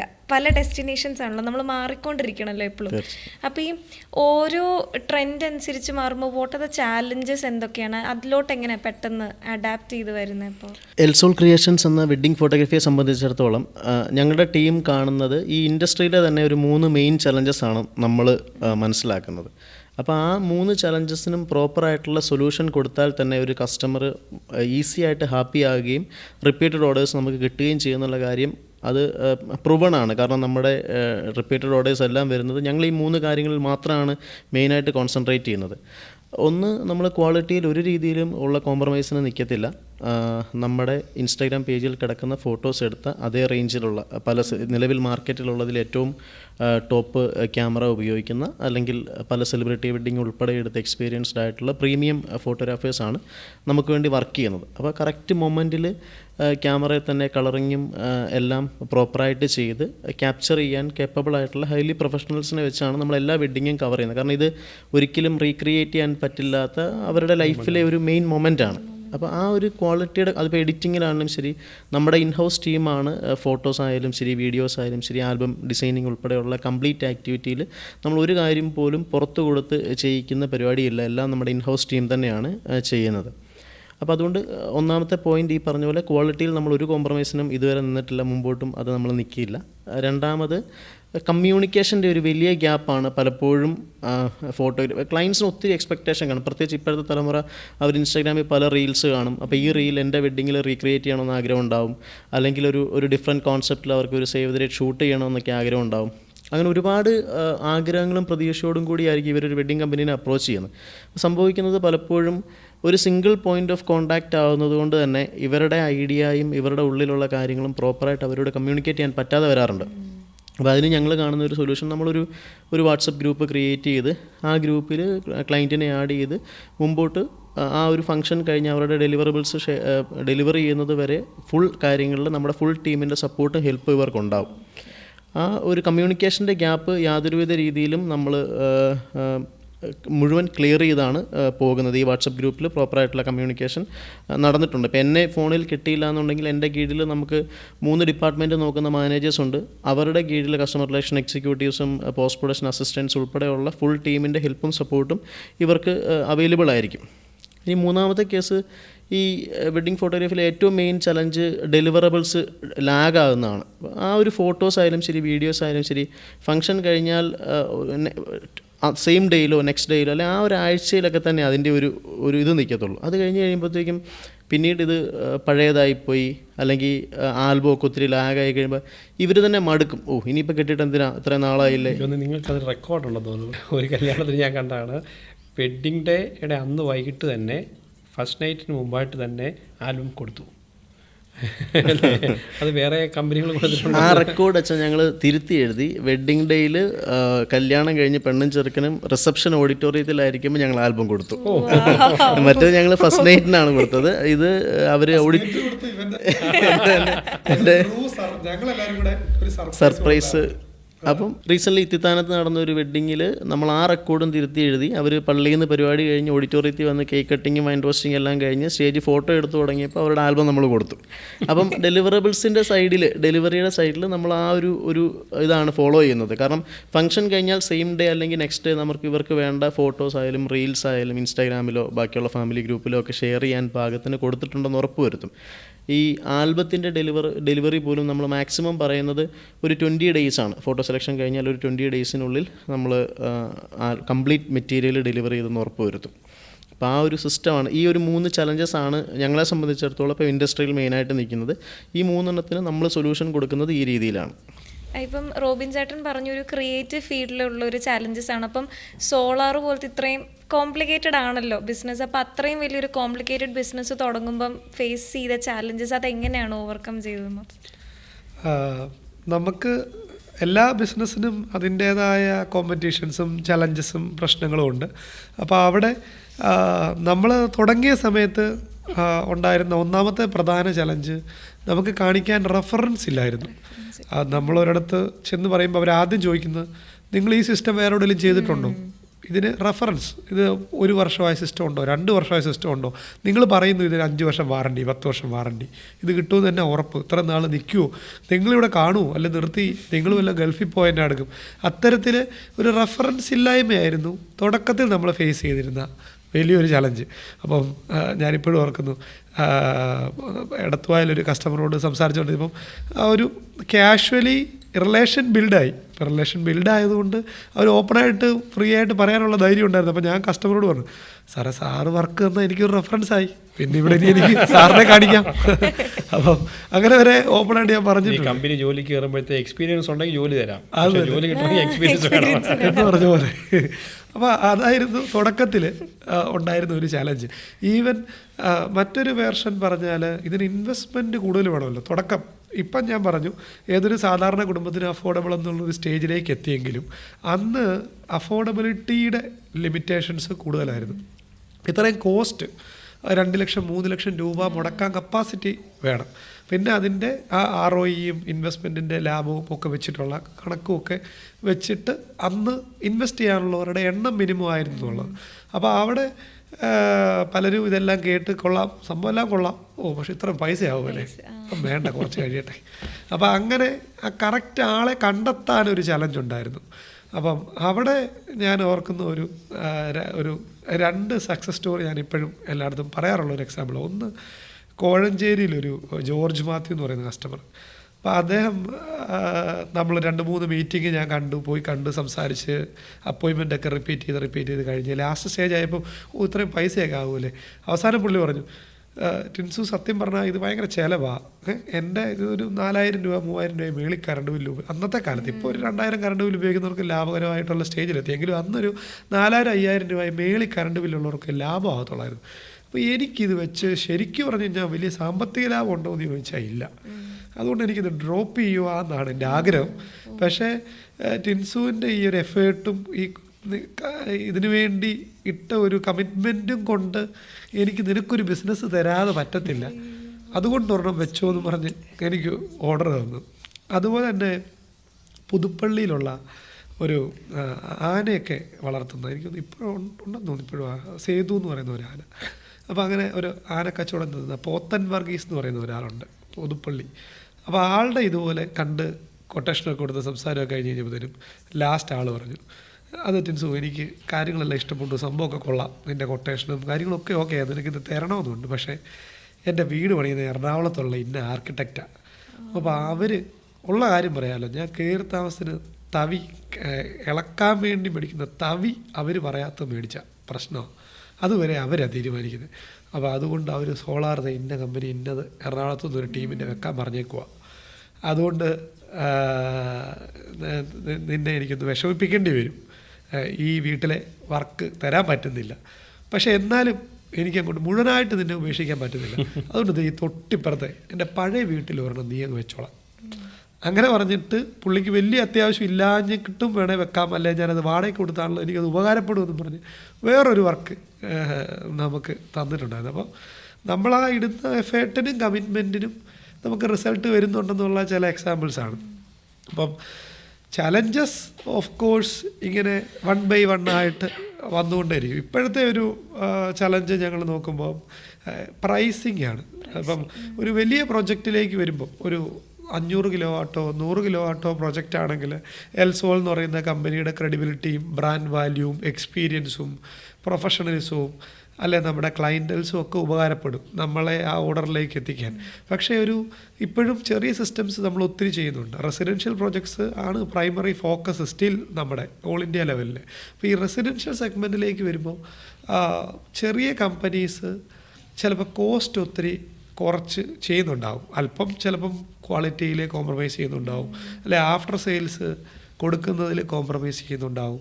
ഇല്ലെങ്കിൽ അവർക്ക് എക്സ്പീരിയൻസ് കുറവ് കൊണ്ട് കോസ്റ്റിംഗ് കറക്റ്റ് ആയിരിക്കത്തില്ല. ഒരു ലോങ് ടൈം സർവീസ് കൊടുക്കേണ്ടതിൻ്റെ കോസ്റ്റിംഗ് അറിയാൻ മേലാഞ്ഞിട്ട് ഉണ്ടാവാം ഇങ്ങനെ വരുന്നത്. അപ്പം അവർ നോക്കുമ്പോൾ, ഒരു കസ്റ്റമർ നോക്കുമ്പോൾ ഓക്കെ 3 കിലോവാട്ടിന് എൽസോള് കൊട്ടേഷൻ തന്നിരിക്കുന്നത് 2 ലക്ഷം അല്ലെ 2,10,000. അപ്പം ഇന്ന കമ്പനി 1.95 തന്നിട്ടുണ്ടല്ലോ, അപ്പോൾ ഒരു 10,000 കുറവുണ്ടല്ലോ. ഓഫ് കോഴ്സ് നമ്മളെ മാർക്കറ്റിലെ ഒരു സ്റ്റാൻഡേർഡ് പ്രൈസ് ആണ്, ഒത്തിരി ഹയർ എൻഡിലല്ല, ഒത്തിരി ലോവറിലും അല്ല, ഒത്തിരി ഹയറിലും അല്ല. പക്ഷേ എങ്കിലും അങ്ങനെയുള്ള കമ്പാരിസൺസ് ചെറിയ പ്രൊജക്റ്റുകളിൽ കൂടുതലാണ്. കോസ്റ്റിങ്ങിൽ ഈ നമ്പർ ഓഫ് കോമ്പറ്റീറ്റേഴ്സ് കൂടുമ്പോൾ വോളിയം ചെയ്തുകൊണ്ട് മാർജിൻ മാക്സിമം കുറച്ച് ചെയ്യാവുന്നുള്ള നിലയ്ക്ക്. പക്ഷേ അവിടെ പലപ്പോഴും നമ്മൾ കണ്ടിട്ടുള്ള, നമ്മളിപ്പോൾ ഒരു 100-ന് മുകളിൽ സിസ്റ്റംസ് പല കമ്പനികൾ ചെയ്തിട്ടിട്ട് പോയിട്ട് സർവീസ് കൃത്യമായിട്ട് കൊടുക്കാതെ പോയിട്ട് നമ്മൾ ടേക്ക് ഓവർ ചെയ്ത് സർവീസ് ചെയ്യുന്നുണ്ട്. നമ്മുടെ ഭരണങ്ങാനത്തെ അൽഫോൻസ പിൽഗ്രീം സെൻറ്ററിലെ ഉൾപ്പെടെ മറ്റ് കമ്പനി ചെയ്തിട്ട് നമ്മൾ ടേക്ക് ഓവർ ചെയ്ത് സർവീസ് കൊടുക്കുന്നതാണ്. അപ്പോൾ അത് കൃത്യമായിട്ട് ആ ഒരു കോസ്റ്റിംഗ് തെറ്റിയിട്ടോ അല്ലെ ആഫ്റ്റർ സെയിൽസ് ഇല്ലാഞ്ഞിട്ടോ ഒക്കെയാണ് അങ്ങനെ സംഭവിക്കുന്നത്. ഞാൻ ഈ ക്രിസ്മസുമായിട്ട് ബന്ധപ്പെട്ട് നമ്മൾ ഈ സോഷ്യൽ മീഡിയയിലെ എൽസോളിൻ്റെ വീഡിയോസ് ഇടുവേ. അപ്പോൾ റീസെൻ്റ്ലി ഒരു വീഡിയോ ഇട്ട് എൻ്റെ കൈക്കൊരു പൊള്ളൽ പടക്കം പൊട്ടിച്ചപ്പം പറ്റിയായിരുന്നു. അതിനെക്കുറിച്ചൊരു കമൻറ്റ് ചെയ്യാൻ കണ്ടത്, കൈ മുറിഞ്ഞത് പോലും മാർക്കറ്റ് ചെയ്യുന്ന ടിൻസു. അതെ അതെ. അപ്പോൾ അതിനെപ്പറ്റി ഞാൻ ജസ്റ്റ് ഒരു വീഡിയോ ചെയ്തു. ഈ പൊട്ടൽ എന്ന് പറയുന്നത് എപ്പോഴും ഒരു നെഗറ്റീവാണ്. ബിസിനസ് പൊട്ടുക, പ്രസ്ഥാനങ്ങൾ പൊട്ടുക എന്ന് പറയുന്നത് ഒരു നെഗറ്റീവാണ്. പക്ഷേ പൊട്ടിയില്ലെങ്കിൽ നെഗറ്റീവ് ആകുന്ന സാധനമാണ് പടക്കം. അപ്പോൾ അത് പൊട്ടണം.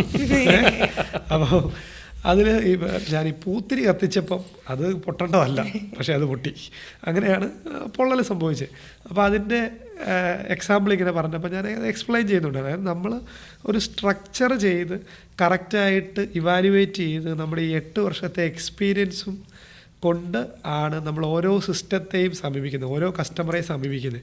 അപ്പോൾ അതുകൊണ്ട് തന്നെ നമുക്ക് ഒരു ബെറ്റർ സൊല്യൂഷനും സർവീസും കൊടുക്കാൻ പറ്റും കസ്റ്റമർക്ക്. അപ്പോൾ അതിലാണ് നമ്മൾ ഇപ്പോൾ എന്താ പറയുക, നമുക്ക് ഇപ്പം കോവിഡ് വന്നു അല്ലെ പ്രളയം വന്നു എന്ന് പറഞ്ഞാൽ നാളെ ഞാൻ ജീവനോടെ ഉണ്ടോയെന്ന് പോലും അറിയില്ല, ആർക്കും അറിയില്ല. പക്ഷേ അങ്ങനെയുള്ള അൺസർട്ടനിറ്റി ഓഫ് കോഴ്സ് ഉണ്ട്. അല്ലാതെ എൽസോൾ മാത്രം മേളിൽ നിന്ന് ദൈവം നേരിട്ട് ഇറക്കി വെച്ചിരിക്കുന്ന ഒരു കമ്പനിയാണ്, അതുകൊണ്ട് ഇതിന് ഒന്നും പറ്റില്ല എന്നുള്ളതല്ല. പക്ഷേ നമ്മൾ കൃത്യമായിട്ട് മാർക്കറ്റ് പഠിച്ച്, പുതിയ ടെക്നോളജികൾ പഠിച്ച്, ട്രെൻഡ് പഠിച്ച്, ഇപ്പം നമ്മൾ ഈ മൂവി തീമിൽ റീൽസ് വീഡിയോസൊക്കെ ഇറക്കും. അങ്ങനെ ട്രെൻഡിനനുസരിച്ച്, സ്റ്റൈലിനനുസരിച്ച്, സാഹചര്യത്തിനനുസരിച്ച് വേണ്ട ചേഞ്ചസ് കൊണ്ടുവന്ന് ഒരു കണ്ടിന്യൂസ് ഗ്രോത്ത് മെയിൻറ്റെയിൻ ചെയ്യാൻ ദൈവം അനുഗ്രഹിച്ച് നമുക്ക് സാധിക്കുന്നുണ്ട്. നമ്മൾ ഓരോ വർഷം എടുത്താലും ടേൺ ഓവറിലാണെങ്കിലും ബ്രാഞ്ചസിലാണെങ്കിലും എംപ്ലോയി സ്ട്രെങ്തിലാണെങ്കിലും, ഇപ്പം ഡിസംബർ കഴിഞ്ഞ മാസങ്ങളിലായിട്ട് നമ്മൾ 3 ബ്രാഞ്ചിൻ്റെ ഇനാഗുറേഷൻ ഉണ്ടായിരുന്നു. അപ്പോൾ എന്നോട് ചിലർ ചോദിക്കും, ഇത് ഫ്രാഞ്ചൈസി കൊടുക്കുവാണോ എന്ന് എന്നോട് കുറച്ച് പേര് ചോദിച്ചു. അപ്പോൾ എല്ലാവരും ഓർക്കുന്നത് എന്തോ ഡീലർഷിപ്പോ ഫ്രാഞ്ചൈസിയോ കൊടുക്കുന്നത്, അതാ ഇത്രയും ഓപ്പണിംഗ് ഒക്കെ വരുന്നത്. അപ്പം അല്ല, ഇതെല്ലാം നമ്മുടെ ഡയറക്റ്റ് ബ്രാഞ്ചസ് തന്നെയാണ്. അപ്പോൾ അങ്ങനെ ഒരു ഗ്രോത്ത് കറക്റ്റായിട്ട് നമുക്ക് മെയിൻറ്റെയിൻ ചെയ്യാൻ സാധിക്കുന്നുണ്ട് ഇൻഡസ്ട്രിയിൽ. ഞാൻ അതിൻ്റെ ഇടയ്ക്ക് ഒരു ബിസിനസ് സീക്രട്ടിനെ കുറിച്ച് ചോദിക്കുകയാണ്. കാരണം എൽസോൾ 2017 തുടങ്ങി. ഏതാണ്ട് ഈ വെഡ്ഡിങ് ഫോട്ടോഗ്രാഫി തുടങ്ങുന്ന സമയത്ത് ഒരിക്കൽ ഞാൻ ടിൻസുമായിട്ട് ഒരിക്കൽ സംസാരിക്കുന്ന സമയത്ത് ടിൻസു ഇങ്ങനെ പറയുണ്ടായി, അച്ഛാ ഇപ്പോൾ എനിക്ക് ഇതിൽ നിന്ന് കിട്ടിയ ഒരു അനുഭവത്തിൻ്റെ വെളിച്ചത്തിൽ എനിക്ക് സോളാർ മാത്രമല്ല ഏത് ബിസിനസ് വേണം ചെയ്യാം, ഏത് ബിസിനസ്സിലേക്കും പോകാൻ പറ്റും, ബിസിനസ് ഐഡിയ അങ്ങനെ ഇന്ന ബിസിനസ് എന്നുള്ളതിനെക്കുറിച്ചുണ്ടെങ്കിൽ എന്തെങ്കിലുമൊക്കെ ചുമ്മാ ഷെയർ ചെയ്യൂ എന്നൊക്കെ പറഞ്ഞുകൊണ്ട് ഇങ്ങനെ കാഷ്വലായിട്ട് സംസാരിക്കുക. അതിനിടയ്ക്ക് ടിൻസ് പറയാണ്, ചില ബിസിനസ് സീക്രട്ടുകളുണ്ട്. ഈ ബിസിനസ് സീക്രട്ടുകൾ പ്രയോഗിച്ച് കഴിഞ്ഞാൽ, അപ്ലൈ ചെയ്ത് കഴിഞ്ഞാൽ ഏത് ബിസിനസ്സും എന്ത് ബിസിനസ്സിലേക്ക് നമുക്ക് ഇറങ്ങാൻ സാധിക്കുമെന്നിങ്ങനെ പറയുണ്ടായി. അത് പുറത്ത് പറയാൻ പറ്റുമോ ആ ബിസിനസ് സീക്രട്ട്? അല്ല, അതിനകത്ത് ഇപ്പം അപ്പോൾ നമ്മൾ ഒരു 2019-20 സമയത്ത് നമുക്ക് നല്ല ട്രാക്ഷൻ ഉണ്ടായ ഒരു കാര്യമായിരുന്നു സോഷ്യൽ മീഡിയ. ഇപ്പം റീസെൻ്റ്ലി ഒരു 6 മാസം മുമ്പേ ഇന്ത്യയിലെ ഒരു ലീഡിങ് സോളാർ കമ്പനി അവരുടെ ഒരു കേക്ക് കട്ടിങ് സെറിമണിയുടെ ഫോട്ടോ അവരുടെ പേജിൽ പോസ്റ്റ് ചെയ്തു. അതിൽ ക്യാപ്ഷൻ പറഞ്ഞിരിക്കുന്നത്, അവരതിൽ പറഞ്ഞിരിക്കുന്നത് ഇങ്ങനെയാണ്: ഏഷ്യയിലെ ഏറ്റവും കൂടുതൽ ഫോളോവേഴ്സ് ഉള്ള റെസിഡൻഷ്യൽ സോളാർ കമ്പനിയായി അവർ ഉയർന്നു ഇൻസ്റ്റഗ്രാമിൽ എന്ന് പറഞ്ഞ്, അതിൻ്റെ അത്രയും ഫോളോവർ എന്ന് പറഞ്ഞ് കേക്ക് കട്ടിങ് ചെയ്യുന്ന ഫോട്ടോ ആണ് അവർ പോസ്റ്റ് ചെയ്തത്. അപ്പോൾ ഞാൻ നമ്മുടെ പേജിന് സ്ക്രീൻഷോട്ട് അയച്ചു കൊടുത്തു. കണ്ടില്ലായിരുന്നോ, ഞങ്ങളൊരു 5000 കൂടെ കൂടുതലുണ്ടായിരുന്നു. അപ്പോഴാണ് ഞാൻ അറിയുന്നത്, ഓഹോ, അപ്പോൾ റെസിഡൻഷ്യൽ സെഗ്മെൻറ്റിൽ ഏഷ്യയിൽ ഏറ്റവും കൂടുതൽ ഫോളോവർ നമ്മുടെ കമ്പനിക്കാണോ എന്ന്, സോളാറിൽ. അപ്പോൾ അതൊരു നമ്മുടെ ഒരു വലിയ സ്ട്രാറ്റജിയാണ്. സോഷ്യൽ മീഡിയ ത്രൂ മാക്സിമം ആക്റ്റീവായിട്ട് ഇന്നോവേറ്റീവ് വീഡിയോസും ക്രിയേറ്റീവ് കണ്ടൻസും ഒക്കെ ആയിട്ട്, ഈവൻ അതാണെങ്കിൽ തന്നെ അങ്ങനെ ഞാനിപ്പോൾ ഈ ഓപ്പണായിട്ട് പറഞ്ഞാലും അത്ര എളുപ്പമല്ല റിപ്ലിക്കേറ്റ് ചെയ്യാന്ന് പറയുന്നത്. ഇപ്പം ഞാൻ ഇപ്പോഴാണെങ്കിൽ കണ്ടില്ല ഇങ്ങനെ വാദോരാതെ പറഞ്ഞുകൊണ്ടിരിക്കുന്നത്, സ്ക്രിപ്റ്റ് ഒന്നും ഇല്ല, നാച്ചുറലി ഇങ്ങനെ വന്നുകൊണ്ടിരിക്കും. അപ്പോൾ ഞാൻ ഈ വീഡിയോസ് ചെയ്യാൻ വേണ്ടി ഇപ്പോൾ ഒരു മന്ത്ലി അല്ലൊരു 3 മാസം കൂടുമ്പോൾ ഒരിക്കലാണ് പോകുന്നത്. ഒരു 2-3 മണിക്കൂർ ഷൂട്ടേ കാണത്തുള്ളൂ. അപ്പോൾ ഇൻസ്റ്റൻ്റായിട്ട് തോന്നുന്ന കുറച്ച് ടോപ്പിക് എടുത്തിട്ട് കുറച്ച് കാര്യങ്ങളെപ്പറ്റി ജസ്റ്റ് നമ്മുടെ എക്സ്പീരിയൻസിൻ്റെ പുറത്ത് ഷെയർ ചെയ്യും. അങ്ങനെയുള്ള ഇൻഫർമേറ്റീവ് കണ്ടൻറ്റും സോഷ്യൽ മീഡിയയുടെ യൂസേജും നമ്മുടെ കമ്പനിയുടെ ഗ്രോത്തിൽ ഓഫ് കോഴ്സ് ഹെൽപ്പ് ചെയ്തിട്ടുള്ള കാര്യമാണ്. മറ്റൊന്ന്, നമ്മൾ കുറച്ച് മുമ്പേ സംസാരിച്ച പോലെ തന്നെ നമ്മുടെ ഒരു കൾച്ചർ, വർക്ക് കൾച്ചർ, അത് അങ്ങനെ റിപ്ലിക്കേറ്റ് ചെയ്യാൻ ഓഫ് കോഴ്സ് ഓപ്ഷൻസ് ഉണ്ട്. എങ്കിലും അത് നമ്മുടെ ഒരു സ്പെഷ്യൽ വർക്ക് കൾച്ചറാണ്. നമ്മൾ ആ ഒരു എംപ്ലോയീസിൻ്റെ അടുക്ക് കൊടുക്കുന്ന ആ ഒരു ബോണ്ടിങ്ങും അല്ലെ അവർക്കൊരു റോയൽറ്റി. നമ്മൾ മുമ്പ് യുദീപ്തിയുടെ കാര്യം പറഞ്ഞില്ല, ഞാൻ ഓർക്കുമായിരുന്നു. ഞാൻ പണ്ട് ഞാൻ പറഞ്ഞില്ല ഇങ്ങനെ പുറകോട്ട് പോകുമ്പം നമുക്കുള്ളിലൊരു കോൺഫിഡൻസ് തോന്നുന്നു. അതായത് ഇപ്പം നമ്മൾ ഒരു സോളാറിൻ്റെ ഇൻസ്റ്റാൾ ചെയ്യുന്നു ഒരു കസ്റ്റമർക്ക്, അല്ലെങ്കിൽ ഒരു വെഡ്ഡിങ് ഫോട്ടോഗ്രാഫി ചെയ്യുന്നു. അപ്പോൾ ആ കസ്റ്റമർക്ക് ഒരു സർവീസ് കൊടുക്കുന്നു, അതിന് അവർക്ക് റിസൾട്ട് തിരിച്ച് ഒരു ഔട്ട്പുട്ട് അവർക്ക് കിട്ടുന്നുണ്ട്. ഒന്ന് അവരുടെ വെഡ്ഡിങ്ങിൻ്റെ ഫോട്ടോ, അല്ലെങ്കിൽ സോളാർ വെച്ചു, കറണ്ട് ബില്ല് കുറഞ്ഞു, നല്ല ലാഭമായി, അങ്ങനെ ഒരു ഔട്ട്പുട്ട് കിട്ടുന്നുണ്ടല്ലോ. എന്നിട്ട് നമ്മൾ നമ്മുടെ കൂടുതൽ എംപ്ലോയീസിനോ അവർക്കൊക്കെ ശമ്പളം കൊടുക്കുന്നുണ്ട്. അപ്പോൾ ഇതെല്ലാം അക്കൗണ്ടബിളാണ്, ഫിനാൻഷ്യലി കണക്റ്റഡ് ആണ്. പക്ഷേ ഈ യുവദീപ്തിയിലായിരുന്ന സമയം ഞാനിപ്പം പുറകോട്ട് ചിന്തിക്കുമ്പോൾ, അന്ന് ഞാൻ പ്രസിഡൻ്റായിട്ട് നിന്നിട്ട് ഒരു പരിപാടിക്ക് ഞാൻ ഈ കൂട്ടുകാരെല്ലാം വിളിച്ചു കൂട്ടിക്കൊണ്ടിരുന്നപ്പം ഞാൻ അവർക്ക് ആർക്ക് ശമ്പളം കൊടുക്കുന്നില്ലായിരുന്നു. അപ്പോൾ ഡയറക്റ്റ് ഒരു മോണിറ്ററി ബെനിഫിറ്റ് കൊടുക്കാതെ അവരെ വിളിച്ചു കൂട്ടുക എന്ന് പറയുന്നത് ഇതിലും പാടാം, മനസ്സിലായി. അപ്പോൾ അത് ഒന്നുകിൽ സ്വർഗത്തിലാണ് അവർക്ക് നിക്ഷേപം കിട്ടാൻ പോകുന്നത്. അപ്പോൾ അല്ലെങ്കിൽ അവരുടെ ആ ഒരു ഡ്രൈവ്, ആ ഒരു ഗാങ്ങിസം, അല്ലെ ആ സന്തോഷം, അല്ലെ ആ ചലഞ്ച് കൊടുക്കുമ്പോൾ അത് അച്ചീവ് ചെയ്യുക, ആ രീതിയിലാണ് അന്ന് ഞങ്ങൾ ഒന്നിച്ചു കൂടിക്കൊണ്ടിരുന്നത്. ഇനി അതിൻ്റെ കസ്റ്റമർ പെർസ്പെക്റ്റീവിൽ പറഞ്ഞാൽ, ചിലപ്പോൾ അന്ന് ഞങ്ങൾ യുദീപ്തി എന്ന് പിള്ളേർ കൊണ്ട് കൊടുക്കുന്ന സ്റ്റാറിന് ചിലപ്പം മാർക്കറ്റ് കിട്ടുന്നതിലും അല്പം ക്വാളിറ്റി കുറവായിരിക്കും, അല്ലെ ചിലപ്പോൾ ഒരു 20 രൂപ കൂടുതലായിരിക്കും അന്ന്. അല്ലെ കേക്കാണെങ്കിലും ചിലപ്പം കുറച്ചും കൂടെയും പ്രീമിയം ബ്രാൻഡഡ് കേക്ക്സ് ചിലപ്പോൾ മാർക്കറ്റിൽ അവൈലബിൾ ആണ്. പക്ഷേ എങ്കിലും അവർ നമ്മുടെ പള്ളിയിലെ പിള്ളേരല്ലേ എന്ന് പറഞ്ഞ് ഇടവക്കാർ നമ്മളെ സപ്പോർട്ട് ചെയ്യുമായിരുന്നു. ഇനി അതല്ല, നമ്മളൊരു ചാരിറ്റിയുടെ പിരിവിനാ ചെല്ലുന്നെങ്കിൽ അവരുടെ കയ്യിൽ നിന്ന് പൈസ പോവുക, അവർക്ക് റിസൾട്ടൊന്നുമില്ല. അപ്പോൾ കൂടെ വർക്ക് ചെയ്യാനുണ്ടായിരുന്നവർക്കും മോണിറ്ററി ബെനിഫിറ്റ് ഇല്ലായിരുന്നു. ഇങ്ങോട്ട് നമ്മളെ സപ്പോർട്ട് ചെയ്തുകൊണ്ടിരുന്ന ആൾക്കാരും പല കാര്യത്തിലും മോണിറ്ററി ബെനിഫിറ്റ് നോക്കാതെ ഹെൽപ്പ് ചെയ്തിരുന്നവരാണ്. അപ്പോൾ അത് നമുക്ക് സക്സസ് ആക്കാൻ പറ്റിയിട്ടുണ്ട് എന്നുള്ളത് ഇവിടെ ഒരു അഡീഷണൽ മോണിറ്ററി ബെനിഫിറ്റും കൂടെ വന്നതുകൊണ്ട് സക്സസ് ആക്കാൻ കുറച്ചും കൂടെ ഒരു കോൺഫിഡൻസും ഒരു എളുപ്പവും നമുക്ക് തോന്നിയാ അത് നമ്മൾ ചെയ്തു. അപ്പോൾ പിന്നെ ഇത് നമുക്ക് ഇച്ചിരി കൂടെ പറ്റുമെന്നൊരു ഫീലും കോൺഫിഡൻസും നമുക്ക് കൊടുത്തു. ഇപ്പം റീസെൻ്റ്ലി എൻ്റെ സുഹൃത്ത് പറയുമായിരുന്നു, നമ്മുടെ കോട്ടയത്തെ ഓക്സിജൻ്റെ ഓണർ ഷിജോ ചേട്ടൻ. അപ്പം ചങ്ങനാശ്ശേരിയിലുള്ള ഞങ്ങളുടെ ഒരു കോമൺ ഫ്രണ്ട് ക്ലാസിക് ആയിട്ടുള്ള പിന്നെ രോഹിത്തിനോട് ഷിജോ ചേട്ടന് ഇങ്ങനൊരു ക്യാഷ്വൽ ഡിസ്കഷനിൽ ഇങ്ങനെ, ഞങ്ങൾ SB കോളേജിൽ റീസെൻ്റ്ലി ഒരു അവാർഡ് ഉണ്ടായിരുന്നു, അതിന് വാങ്ങാൻ പോയി, ഞങ്ങളവിടെ ഒരുമിച്ചൊക്കെ ഉണ്ടായിരുന്നു. അപ്പോൾ ഷിജോ ചേട്ടൻ പറഞ്ഞെന്ന് രോഹിത് ചേട്ടൻ കഴിഞ്ഞ ദിവസം എന്നോട് ഇങ്ങനെ പറഞ്ഞു, പയ്യൻ ടിൻസു കൊള്ളാം കേട്ടോ, അവന് പേടിയില്ല, ചെയ്യാനൊരു ധൈര്യമുണ്ട്, അങ്ങോട്ട് ഇറങ്ങുന്നുണ്ടല്ലോ എന്ന്. അപ്പം അതൊക്കെ ഈ പറഞ്ഞ പോലെ നമ്മുടെ ആ ടീമായിട്ട് നിൽക്കുമ്പം കിട്ടുന്ന ഒരു കോൺഫിഡൻസും, അല്ലെങ്കിൽ നമ്മൾ ആ ഒരു ചെയ്ത് കണ്ടുവന്ന എൻ്റെ എക്സ്പീരിയൻസ് കമ്പനിയിൽ 8 ആണെങ്കിലും ഞാൻ പേഴ്സണലി പറഞ്ഞാൽ ഞാൻ യുദീപ്തിയിൽ ഒരു 8 കൂടെ കൂട്ടി വേണേൽ 16 എന്ന് പറയും. അപ്പോൾ അതിൻ്റെ ഒരു കോൺഫിഡൻസും ധൈര്യവും, ഒരു പ്രശ്നം ഉണ്ടാകുമ്പോൾ ക്വിക്കായിട്ട് ഡിസിഷൻ എടുക്കാൻ, ക്വിക്കായിട്ട് സൊല്യൂഷൻ കൊടുക്കാൻ അങ്ങനെ ഒരു സാധനം ഉണ്ടെന്നുള്ളത് ഒത്തിരി ഹെൽപ്ഫുൾ ആയിട്ടുണ്ട്. ഇപ്പം ചേട്ടൻ പറഞ്ഞല്ലോ മറ്റേ യുവദീപ്തിയിലൊക്കെ ഒരു മോണിറ്ററി ബെനിഫിറ്റും ഇല്ലാണ്ടാണല്ലോ നിങ്ങൾ ഗ്യാദർ ചെയ്തുകൊണ്ടിരുന്നത്. ഐ ഫീൽ നമ്മൾ കുറച്ചൊക്കെ ടീനേജ് അല്ലെങ്കിൽ ഒരു യൂത്തിലൊക്കെ ആകുമ്പോൾ നമുക്കൊരു പാഷൻ ഉണ്ട് എല്ലാത്തിനോടും, ഒരു ഫയർ ഉണ്ട്, എല്ലാം ചെയ്യണം. അല്ലെങ്കിൽ അതിപ്പോൾ എത്ര ടയേർഡ് ആയിക്കോട്ടെ നമ്മളത് ചെയ്യും. പക്ഷെ മുന്നോട്ട് പോയി കഴിയുമ്പോൾ കുറേ പ്രശ്നങ്ങൾ ഉണ്ടായി കഴിയുമ്പോൾ അത് താനെ ഇങ്ങനെ കുറഞ്ഞു വരുന്ന പോലെ എനിക്ക് ഫീൽ ചെയ്തിട്ടുണ്ട്. ഇപ്പം എൻ്റെ കുറേ ഫ്രണ്ട്സ് ആണെങ്കിലും 2-3 years ഓൾഡർ ദാൻ മീ. അപ്പം അവർ പറയും ലൈക്ക് അവരുടെ ഒരു യൂത്തിലെ സമയത്ത് ഭയങ്കര എനർജി ആയിരുന്നു, ഇങ്ങോട്ട് ഒരു റിസൾട്ടും കിട്ടിയില്ലെങ്കിലും എങ്ങനെയെങ്കിലും ഇതിൽ സിറ്റ് ആൻഡ് വർക്ക് ഹാർഡ്. പക്ഷേ മുന്നോട്ട് പോയി കഴിഞ്ഞ് ഓരോ പ്രശ്നങ്ങളുണ്ടാകുമ്പോൾ ആ ഒരു കുഞ്ഞു കുട്ടിയുടെ ഒരു മൈൻഡ് സെറ്റ് ഉണ്ടല്ലോ, ഇതിലോട്ട് ഇറങ്ങി നോക്കാം എന്തായിരിക്കും, അത് നമ്മൾ എങ്ങനെയാണ് കാത്തു സൂക്ഷിക്കുന്നത് ആസ് വി ഗോ ഓൺ? തീർച്ചയായിട്ടും ഞങ്ങൾ ഈ KSEBകളിൽ പോകുമ്പോൾ നമുക്ക് ചിലപ്പോൾ തോന്നിയിട്ടുണ്ട്, നമ്മൾ പിള്ളേർ പറയാറുണ്ട് ആ സെക്ഷനിലെ ഒരു ചെറുപ്പക്കാരനെ ചെയ്യാം, അപ്പോൾ അതുകൊണ്ട് കാര്യങ്ങളൊക്കെ പെട്ടെന്ന് ചെയ്ത് നല്ലതായിരുന്നു. വേറൊരു ഇച്ചിരി പ്രായമുള്ള ഇച്ചിരി മൂശാട്ടയാണോ എന്നൊരു ഡൗട്ട്.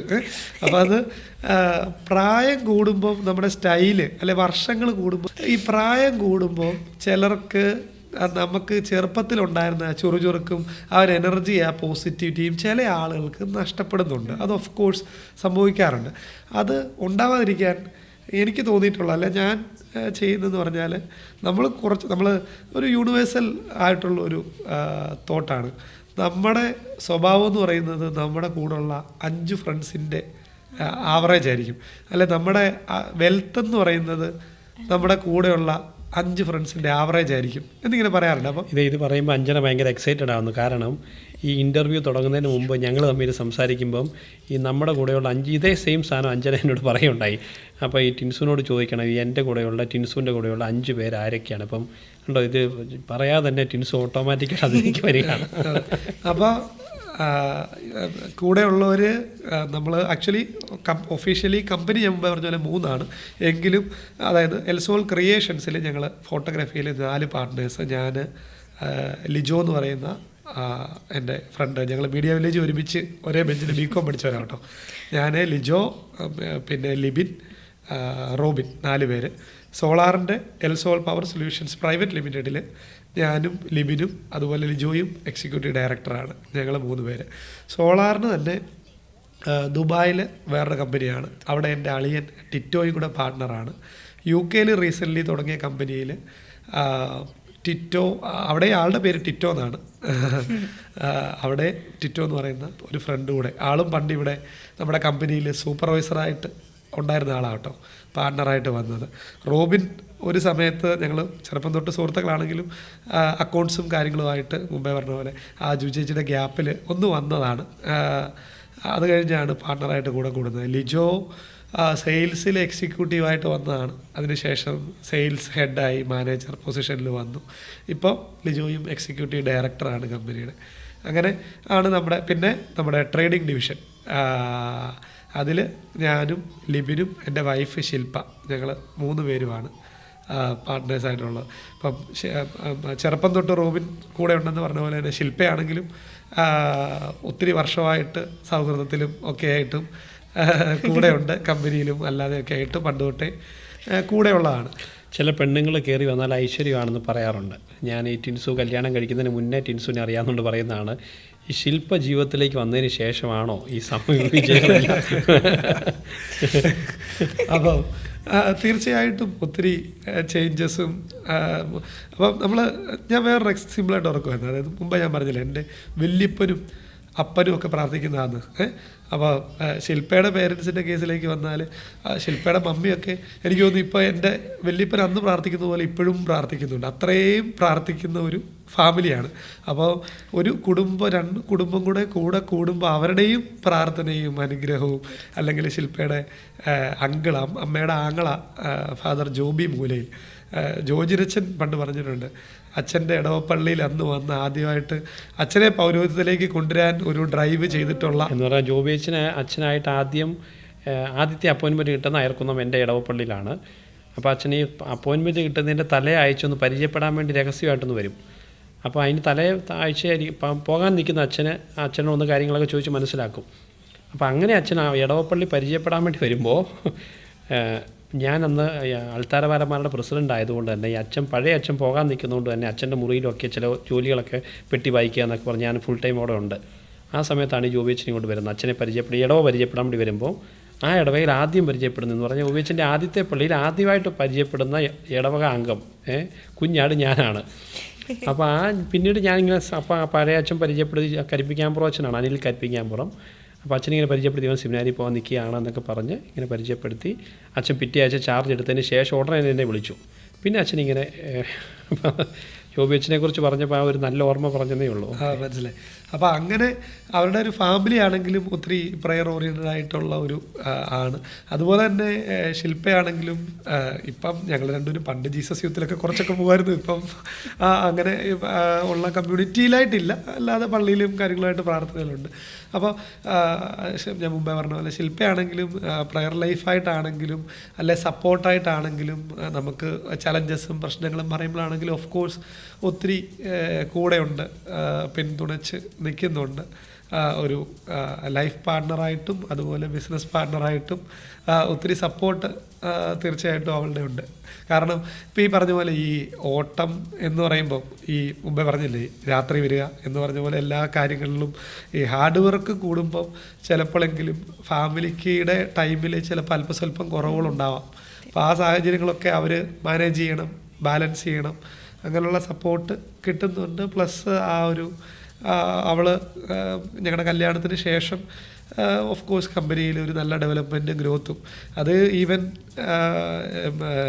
ശില്പയുടെ നല്ല ഞങ്ങൾ മുമ്പ് ഞാൻ പറഞ്ഞ പോലെ ഞങ്ങളുടെ പാർട്ട്നേഴ്സിൻ്റെ ആരുടെ എടുത്താലും ഇപ്പം ലിവിൻ്റെ കൂടെ അബി, ലിവിൻ്റെ വൈഫ് അല്ലെ റോബിൻ്റെ വൈഫ് ജോസ്ന, ലിജോയുടെ വൈഫ് മരിയ, എല്ലാവരും ഞങ്ങളുടെ ഈ ഒരു എൽസോൾ ഫാമിലിയിൽ ഞങ്ങൾ കോമൺ ആയിട്ട് ആ എൽസോൾ ഫാമിലിയിലിട്ട് അങ്ങ് ചേർന്ന് ഓരോ റോളെടുത്ത് ഓരോ ഇൻവോൾവായിട്ട് ഇതിൻ്റെ ഭാഗമായിട്ട് അങ്ങ് ലൈഫ് കൊണ്ടുപോകുന്നതുകൊണ്ട് തന്നെ ഞങ്ങൾക്ക് കാര്യങ്ങൾ കൂടുതൽ എളുപ്പമാകുന്നുണ്ട്.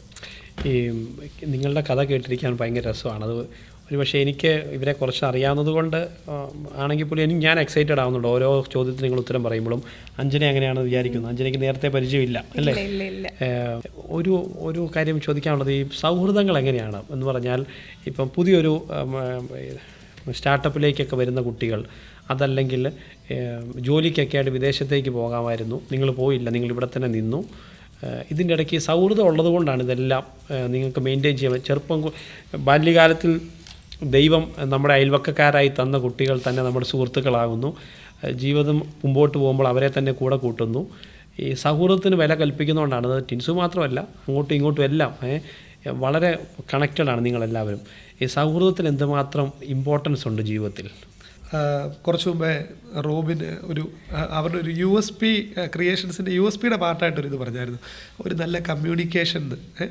അതായത് ഇവിടെയാണെങ്കിലും Saint Joseph College of Communication ആണല്ലോ അല്ലേ.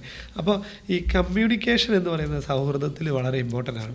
നമ്മൾ എത്രയാണെന്ന് പറഞ്ഞാൽ ഇപ്പം വിവാഹ ജീവിതത്തിലാണെങ്കിലും നമ്മളിപ്പോൾ മെയ്ഡ് ഫോർ ഈച്ച് അതർ എന്നൊക്കെ പറയുമെങ്കിലും ഓഫ് കോഴ്സ് റീസെൻ്റ്ലി തന്നെ നമ്മൾ സോഷ്യൽ മീഡിയയിലെ കണ്ടാണ് ദാമ്പത്യ ജീവിതം എങ്ങനെ ഭംഗിയായിട്ട് കൊണ്ടുപോകണമെന്ന് ഒത്തിരി ട്രെയിനിങ് ഒക്കെ എടുത്തുകൊണ്ടിരുന്ന ഒരു വലിയ എന്തോ പ്രശ്നമൊക്കെ ഉണ്ടായിരുന്നോ എന്തൊക്കെയോ. അപ്പോൾ ഇത് എപ്പോൾ വേണമെങ്കിലും ആരുടെ ഇടയ്ക്കും സംഭവിക്കാം, ഏത് ബിസിനസ് പാർട്ട്നേഴ്സിനിടയ്ക്കും ഏത് സൗഹൃദത്തിലും സംഭവിക്കാം. അപ്പോൾ അവിടെ നല്ല കമ്മ്യൂണിക്കേഷൻ ഉണ്ടായിരിക്കുക എന്നുള്ളതാണ്. കൃത്യമായിട്ട് നമുക്ക് നല്ലതും ചീത്തയും ഡിസ്കസ് ചെയ്യണം. ഇഷ്ടക്കേട് ഉണ്ടാവും ഓഫ് കോഴ്സ്. ഇപ്പം ഞാനും റോബിനും കൂടെ ഒരു മണിക്കൂർ യാത്ര ചെയ്താൽ അതിനിടയ്ക്ക് എന്തെങ്കിലും ഒരു കാര്യം റോബിന് ഇഷ്ടപ്പെടാത്തത് ഞാൻ ചിലപ്പോൾ ചെയ്തേക്കും, അല്ലെങ്കിൽ എനിക്ക് ഇഷ്ടപ്പെടാത്ത രീതിയിൽ റോബിൻ ചിലപ്പോൾ സംസാരിക്കും. അപ്പം അത് ഒന്നെങ്കിലും വിട്ടുകൊടുക്കാൻ പറ്റണം, അല്ലെങ്കിൽ ക്ഷമിക്കാൻ പറ്റണം, അല്ലെങ്കിൽ അതെന്താ അങ്ങനെയെന്ന് ഓപ്പണായിട്ട് സംസാരിക്കാൻ പറ്റണം. അപ്പോൾ അങ്ങനെ ഒരു പ്രോപ്പർ കമ്മ്യൂണിക്കേഷൻ ഉണ്ടായാൽ തന്നെ സൗഹൃദങ്ങളെ നമുക്ക് കൂടുതലായിട്ട് മെയിൻറ്റെയിൻ ചെയ്യാനായിട്ട് സാധിക്കുമെന്നാണ് എനിക്ക് തോന്നുന്നത്. 2 കാര്യമാണ് എനിക്ക് സൗഹൃദത്തിൽ മെയിനായിട്ട്. 1 പ്രോപ്പർ കമ്മ്യൂണിക്കേഷൻ, 2 ക്ഷമിക്കാൻ പറ്റണം. എത്രയാണെങ്കിലും എന്താണെങ്കിലും എന്തെങ്കിലുമൊക്കെ സാഹചര്യം കൊണ്ട് ഞാൻ ഇപ്പോഴും ഓർക്കുന്ന ഒരു എക്സാമ്പിളാണ്. പണ്ടൊരു ടോക്കിൽ കേട്ടാണ്, ഈ എബ്രഹാം ലിങ്കൺ ഒരു വലിയ ഇവൻറ്റ് നടക്കുമ്പോൾ എബ്രഹാം ലിങ്കൻ്റെ വൈഫിനെ എല്ലാവരും കൂടി ഇങ്ങനെ കുറേ കളിയാക്കി, എന്തൊക്കെയോ പറഞ്ഞു. അപ്പോഴേക്കും എബ്രഹാം ലിങ്കണും ആ കൂടെ കളിയാക്കി നല്ലതായിട്ട്. അപ്പോൾ ഫുൾ സദസ്സ് നിൽക്കെ പുള്ളിക്കാരത്തി എബ്രഹാം ലിങ്കൻ്റെ മുഖത്തടിച്ചു. അപ്പോൾ അമേരിക്കൻ പ്രസിഡൻ്റാണ്, ഫുൾ ഗാർഡും എല്ലാവരും ഫുൾ സ്റ്റക്കായി. എല്ലാവരും എന്താ ചെയ്യണ്ടേ, മൊത്തം സദസ്സ് സ്റ്റക്കായി. അപ്പം ഒരു നിമിഷം ഒന്ന് ഇതായിട്ട് പുള്ളി അങ്ങ് കൂളായിട്ട് അങ്ങ് കാഷ്വലി ബാക്കി കാര്യങ്ങളൊക്കെ കണ്ടിന്യൂ ചെയ്ത് വിട്ടു. തിരിച്ചടിക്കാൻ പോവോ, അതൊരു പ്രശ്നമാക്കുമോ, വലിയ ഇഷ്യൂ ആക്കുമോ ഒന്നും ചെയ്യാതെ ആ സദസ്സ് അങ്ങ് നാച്ചുറലി പോയി. അപ്പോൾ അത് കഴിഞ്ഞ് എല്ലാവരും ഭയങ്കര ആകാംക്ഷയോടെ ചോദിച്ചു, അന്ന് ഇത്രയും വലിയ പരമോന്നത പൊസിഷനിലിരിക്കുന്ന ആളാണ്, എന്നിട്ട് വൈഫ് എല്ലാവരുടെയും മുന്നിൽ മുഖത്തടിച്ചിട്ട് എന്താണ് പ്രതികരിക്കാൻ? വേണേൽ ജയിലിൽ വരെ അടയ്ക്കാമായിരുന്നു, എന്തും ചെയ്യാമായിരുന്നു, എന്താ ചെയ്യാൻ? അപ്പോൾ പറഞ്ഞു, ഞാൻ ഇത്രയും വലിയ ആളാണെന്നും ഇത്രയും വലിയ പൊസിഷനിലുള്ളതാണെന്നും ഇത്രയും ഇമ്പോർട്ടൻറ്റ് ഫങ്ഷനാണ് ഇവിടെ നടക്കുന്നതെന്നും ഈ ലോകത്ത് ബാക്കി ആരെക്കാളും നന്നായിട്ട് അറിയാവുന്ന അവക്ക്, എന്നിട്ട് അവൾ എന്നെ അടിക്കണമെങ്കിൽ ഞാൻ എന്തുമാത്രം തെറ്റെൻ്റെ ഭാഗത്ത് ഉണ്ടായിട്ടുണ്ടെന്ന് ചോദിച്ചത്. അപ്പം എന്ന് പറഞ്ഞതുപോലെ നമ്മുടെ സൗഹൃദത്തിലും ജീവിതത്തിലും നമുക്ക് ചില അടികൾ കിട്ടുന്നുണ്ടെങ്കിൽ അത് ആ ആളുടെ സാഹചര്യം കൊണ്ടും മറ്റെന്തെങ്കിലും കൊണ്ടും കൂടെയൊക്കെ ആണെന്നും കൂടെയും ഒന്ന് അക്സെപ്റ്റ് ചെയ്യാനും ക്ഷമിക്കാനും ഉള്ളൊരു മൈൻഡ് ചിലപ്പോൾ സാഹചര്യമായിരിക്കാം, ചിലപ്പം നമ്മുടെ തന്നെ പിഴവുകളായിരിക്കാം. അപ്പം അങ്ങനെ അതിനെ മനസ്സിലാക്കാനുള്ളൊരു മനസ്സുണ്ടെങ്കിൽ സൗഹൃദങ്ങൾ നമുക്ക് നന്നായി കൊണ്ടുപോകാം. സൗഹൃദങ്ങൾ ഞങ്ങൾ ബിസിനസ്സിൽ കൂടെ കൂട്ടി സൗഹൃദങ്ങളെ, അതുപോലെ നമുക്ക് ജോലിയിൽ സൗഹൃദങ്ങളെ കൂടെ കൂട്ടാം, യാത്രകളിൽ സൗഹൃദങ്ങൾ നമുക്ക് ഒത്തിരി ഊർജ്ജം പകരും. കാരണം എപ്പോഴും ലൈഫ് ഇങ്ങനെ കയറ്റവും ഇറക്കവും എന്തായാലും കാണുമല്ലോ, ആരായാലും. നമ്മൾ ഇപ്പം ഞങ്ങൾ ചിന്തിക്കും, അച്ഛന്മാർക്കൊക്കെ എന്ത് സുഖമാണ്, അല്ലെ എല്ലാവരും ഓരോരുത്തർക്കും ചിന്തിക്കരുത്, ചുമ്മാ പറയുക. അല്ലെങ്കിൽ ഇപ്പം അഞ്ജന ചിന്തിക്കും, ചേട്ടനൊക്കെ ബിസിനസ് സൂപ്പർ, നല്ല കാറിൽ നടക്കുന്നു, നല്ല വണ്ടി ഉഷാറായിട്ട് പോകുന്നു. അപ്പം ഞങ്ങൾ ചിന്തിക്കും, അഞ്ജനയൊക്കെ കോളേജ് ലൈഫ് എൻജോയ് ചെയ്ത് എന്ത് സുഖമാണ്. അങ്ങനെ എല്ലാവരും അങ്ങോട്ടും ഇങ്ങോട്ടും അക്കരെ നിൽക്കുമ്പോൾ ഇക്കരെ പച്ച എന്ന് പറഞ്ഞതുപോലെ ആ കയറ്റിറക്കങ്ങൾ ഉണ്ടാകുമ്പോൾ സൗഹൃദങ്ങൾ നമ്മളെ ഒത്തിരി ഹെൽപ്പ് ചെയ്യും. നല്ല സൗഹൃദങ്ങൾ, അതായത് നമ്മുടെ നന്മ ആഗ്രഹിക്കുന്നവർ, ചിന്തയിൽ നന്മയുള്ളവർ, അങ്ങനെയുള്ള നല്ല സൗഹൃദങ്ങൾ നമ്മൾ മെയിൻറ്റെയിൻ ചെയ്യാൻ. നമ്മൾ നമ്മുടെ ബൈബിളിൽ തന്നെ ധൂർത്തപുത്രൻ്റെ ഉപമയിൽ പറയുന്നുണ്ടല്ലോ, ആൾ വീട് വിട്ടിറങ്ങി കാശുമായിട്ട് നടന്നപ്പോൾ കുറേ സൗഹൃദങ്ങളുണ്ടായിരുന്നു. അത് കള്ളു കുടിക്കാനോ അല്ലെ ചൂത് കളിക്കാനോ മറ്റു കാര്യങ്ങൾക്കോ വേണ്ടി മാത്രം ഉള്ള സമയത്ത് കൂടെയുള്ള സൗഹൃദങ്ങളായിരുന്നു. അങ്ങനെയല്ലാതെ നമ്മുടെ ദുഃഖത്തിലും കൂടെയുള്ള, നമ്മുടെ ഇല്ലായ്മയിലും കൂടെയുള്ള സൗഹൃദങ്ങൾ, നന്മ ആഗ്രഹിക്കുന്ന സൗഹൃദങ്ങൾ. അല്ലെ ഇപ്പം ഞാനും ലിബിനുമാണെങ്കിലും ചില കാര്യങ്ങൾ ഇങ്ങനെ പറയുമ്പം ഇങ്ങനെ പറയും, ഞാൻ പറയും, അല്ലെ പിന്നെ നമുക്ക് ജസ്റ്റ് അതങ്ങ് ഇങ്ങനെ ചെയ്താലോ, പോട്ടെന്ന് വെച്ചാലോ, അങ്ങനെ എന്തെങ്കിലും ഒരു ചെറിയ കാര്യം വരുമ്പോൾ ചിലപ്പോൾ ഏതെങ്കിലും ഒരു സിറ്റുവേഷനിൽ 1% അല്ലെ 10% ഞാനൊരു തെറ്റ് വേർഷം പറഞ്ഞാൽ ലിബിൻ പറയും, വേണ്ട എന്തേലും ആട്ടെ, 10 രൂപ പോയാലും കുഴപ്പമില്ല, അതിങ്ങനെ നല്ലതായിട്ട് ചെയ്യാം. അല്ലെ അടുത്ത സാഹചര്യം വരുമ്പോൾ റോബിൻ പറയും. അല്ലെ അങ്ങനെ ഞങ്ങൾ ഓരോരുത്തരും അങ്ങോട്ടും ഇങ്ങോട്ടും ബാക്കപ്പ് ചെയ്ത് നല്ലത് വരട്ടെ, പോസിറ്റീവ് വരട്ടെ, ആ ഒരു വേർഷൻ പിടിക്കും. അങ്ങനെയുള്ള നല്ല സൗഹൃദങ്ങൾ എപ്പോഴും പ്രൊഫഷണൽ ബോർഡറിൻ്റെ ആവശ്യമില്ല. ഞങ്ങളുടെ ഇടയിൽ ഓപ്പണായിട്ട് സംസാരിക്കാൻ പറ്റും. ഉണ്ടാകുന്ന കൺഫ്യൂഷൻ എന്തായാലും അങ്ങനെയല്ല, നമുക്ക് ഇങ്ങനെ ചെയ്താൽ മതി എന്നുള്ള ഒരു സുഹൃത്ത് വലയത്തിൽ നിന്ന്, അതിപ്പം തമാശയ്ക്ക് കളിയാക്കാനാണെങ്കിൽ കളിയാക്കാൻ, സങ്കടങ്ങൾ വരുമ്പം കൂടെ നിൽക്കാനാണെങ്കിൽ കൂടെ കരയാനാണെങ്കിൽ അത്, അങ്ങനെ എല്ലാ ആവശ്യങ്ങളിലും ഒരു ബിസിനസ് പാർട്ട്നേഴ്സിൻ്റെ ചിലപ്പം മറ്റ് ലേബലുകളില്ലാതെ നമുക്ക് കുറച്ചുകൂടെ സ്വാതന്ത്ര്യമായിട്ട് ഇടപെടാൻ പറ്റുന്നുണ്ട്. അത് തന്നെ ഒരു ടിൻസ് നേരത്തെ പറഞ്ഞ കമ്മ്യൂണിക്കേഷൻ്റെ ഒരു ഗ്യാപ്പ് ഇല്ലാതെ കാര്യങ്ങൾ വളരെ ഫ്ലോയിൽ മുമ്പോട്ട് കൊണ്ടുപോകാൻ സഹായിക്കുന്നുണ്ട്. ഇപ്പോൾ ഈ ചില ഇപ്പോൾ പാർട്ട്നേഴ്സ് ആകുമ്പം നല്ല ബെസ്റ്റ് ഫ്രണ്ട്സ് ആയിരിക്കും, അവർ ബിസിനസ്സിലോട്ട് വരുന്നു.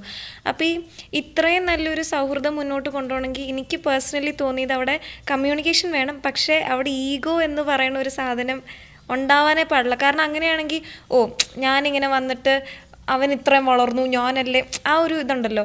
അപ്പോൾ കുറേ ബിസിനസ് പാർട്ട്നേഴ്സ് തമ്മിൽ അവർ കുഞ്ഞിലെ ബെസ്റ്റ് ഫ്രണ്ട്സ് ആയിരിക്കും, അവരുടെ ഐഡിയ ആയിരിക്കും ഇത് തുടങ്ങിയത്, പക്ഷേ ആ ഒരു ഒറ്റ ഈഗോ കാരണം തല്ലി പിരിഞ്ഞു പോകുന്നുണ്ട്. സോ നമ്മൾ മനുഷ്യന്മാരാണല്ലോ, നമുക്ക് ഈഗോ വരും, മാറ്റാൻ പറ്റത്തില്ല. അപ്പം അങ്ങനത്തെ ഇതിൽ നിന്നൊക്കെ എങ്ങനെയാണ് മാറി നിൽക്കുന്നത്? ദാറ്റ് ഈസ് അത് നമ്മൾ കുറച്ചും കൂടെ ഒന്ന് വിശാലമായിട്ട് ചിന്തിച്ചാൽ മതി. ഇപ്പോൾ ഉദാഹരണം പറഞ്ഞാൽ നമ്മുടെ നാട്ടിൽ തന്നെ ഇല്ലാത്തൊരു കൾച്ചറാണ്, അല്ലെങ്കിൽ കേരളത്തിൽ നമ്മുടെ ബിസിനസ് എന്ന് പറയുമ്പോൾ നമ്മുടെ കുഞ്ഞിനെ പോലെ കാണുന്നത്. അപ്പോൾ അതിൽ നമുക്കൊരു പാർട്ട്ണർ വരിക, ഷെയർ ഹോൾഡർ വരിക, ഇൻവെസ്റ്റർ വരിക എന്നൊക്കെ പറയുമ്പോൾ എന്തോ ലിമിറ്റേഷൻസ് ആയിട്ടാണ് നമ്മുടെ നാട് കാണുന്നത്. പക്ഷേ അങ്ങനല്ല.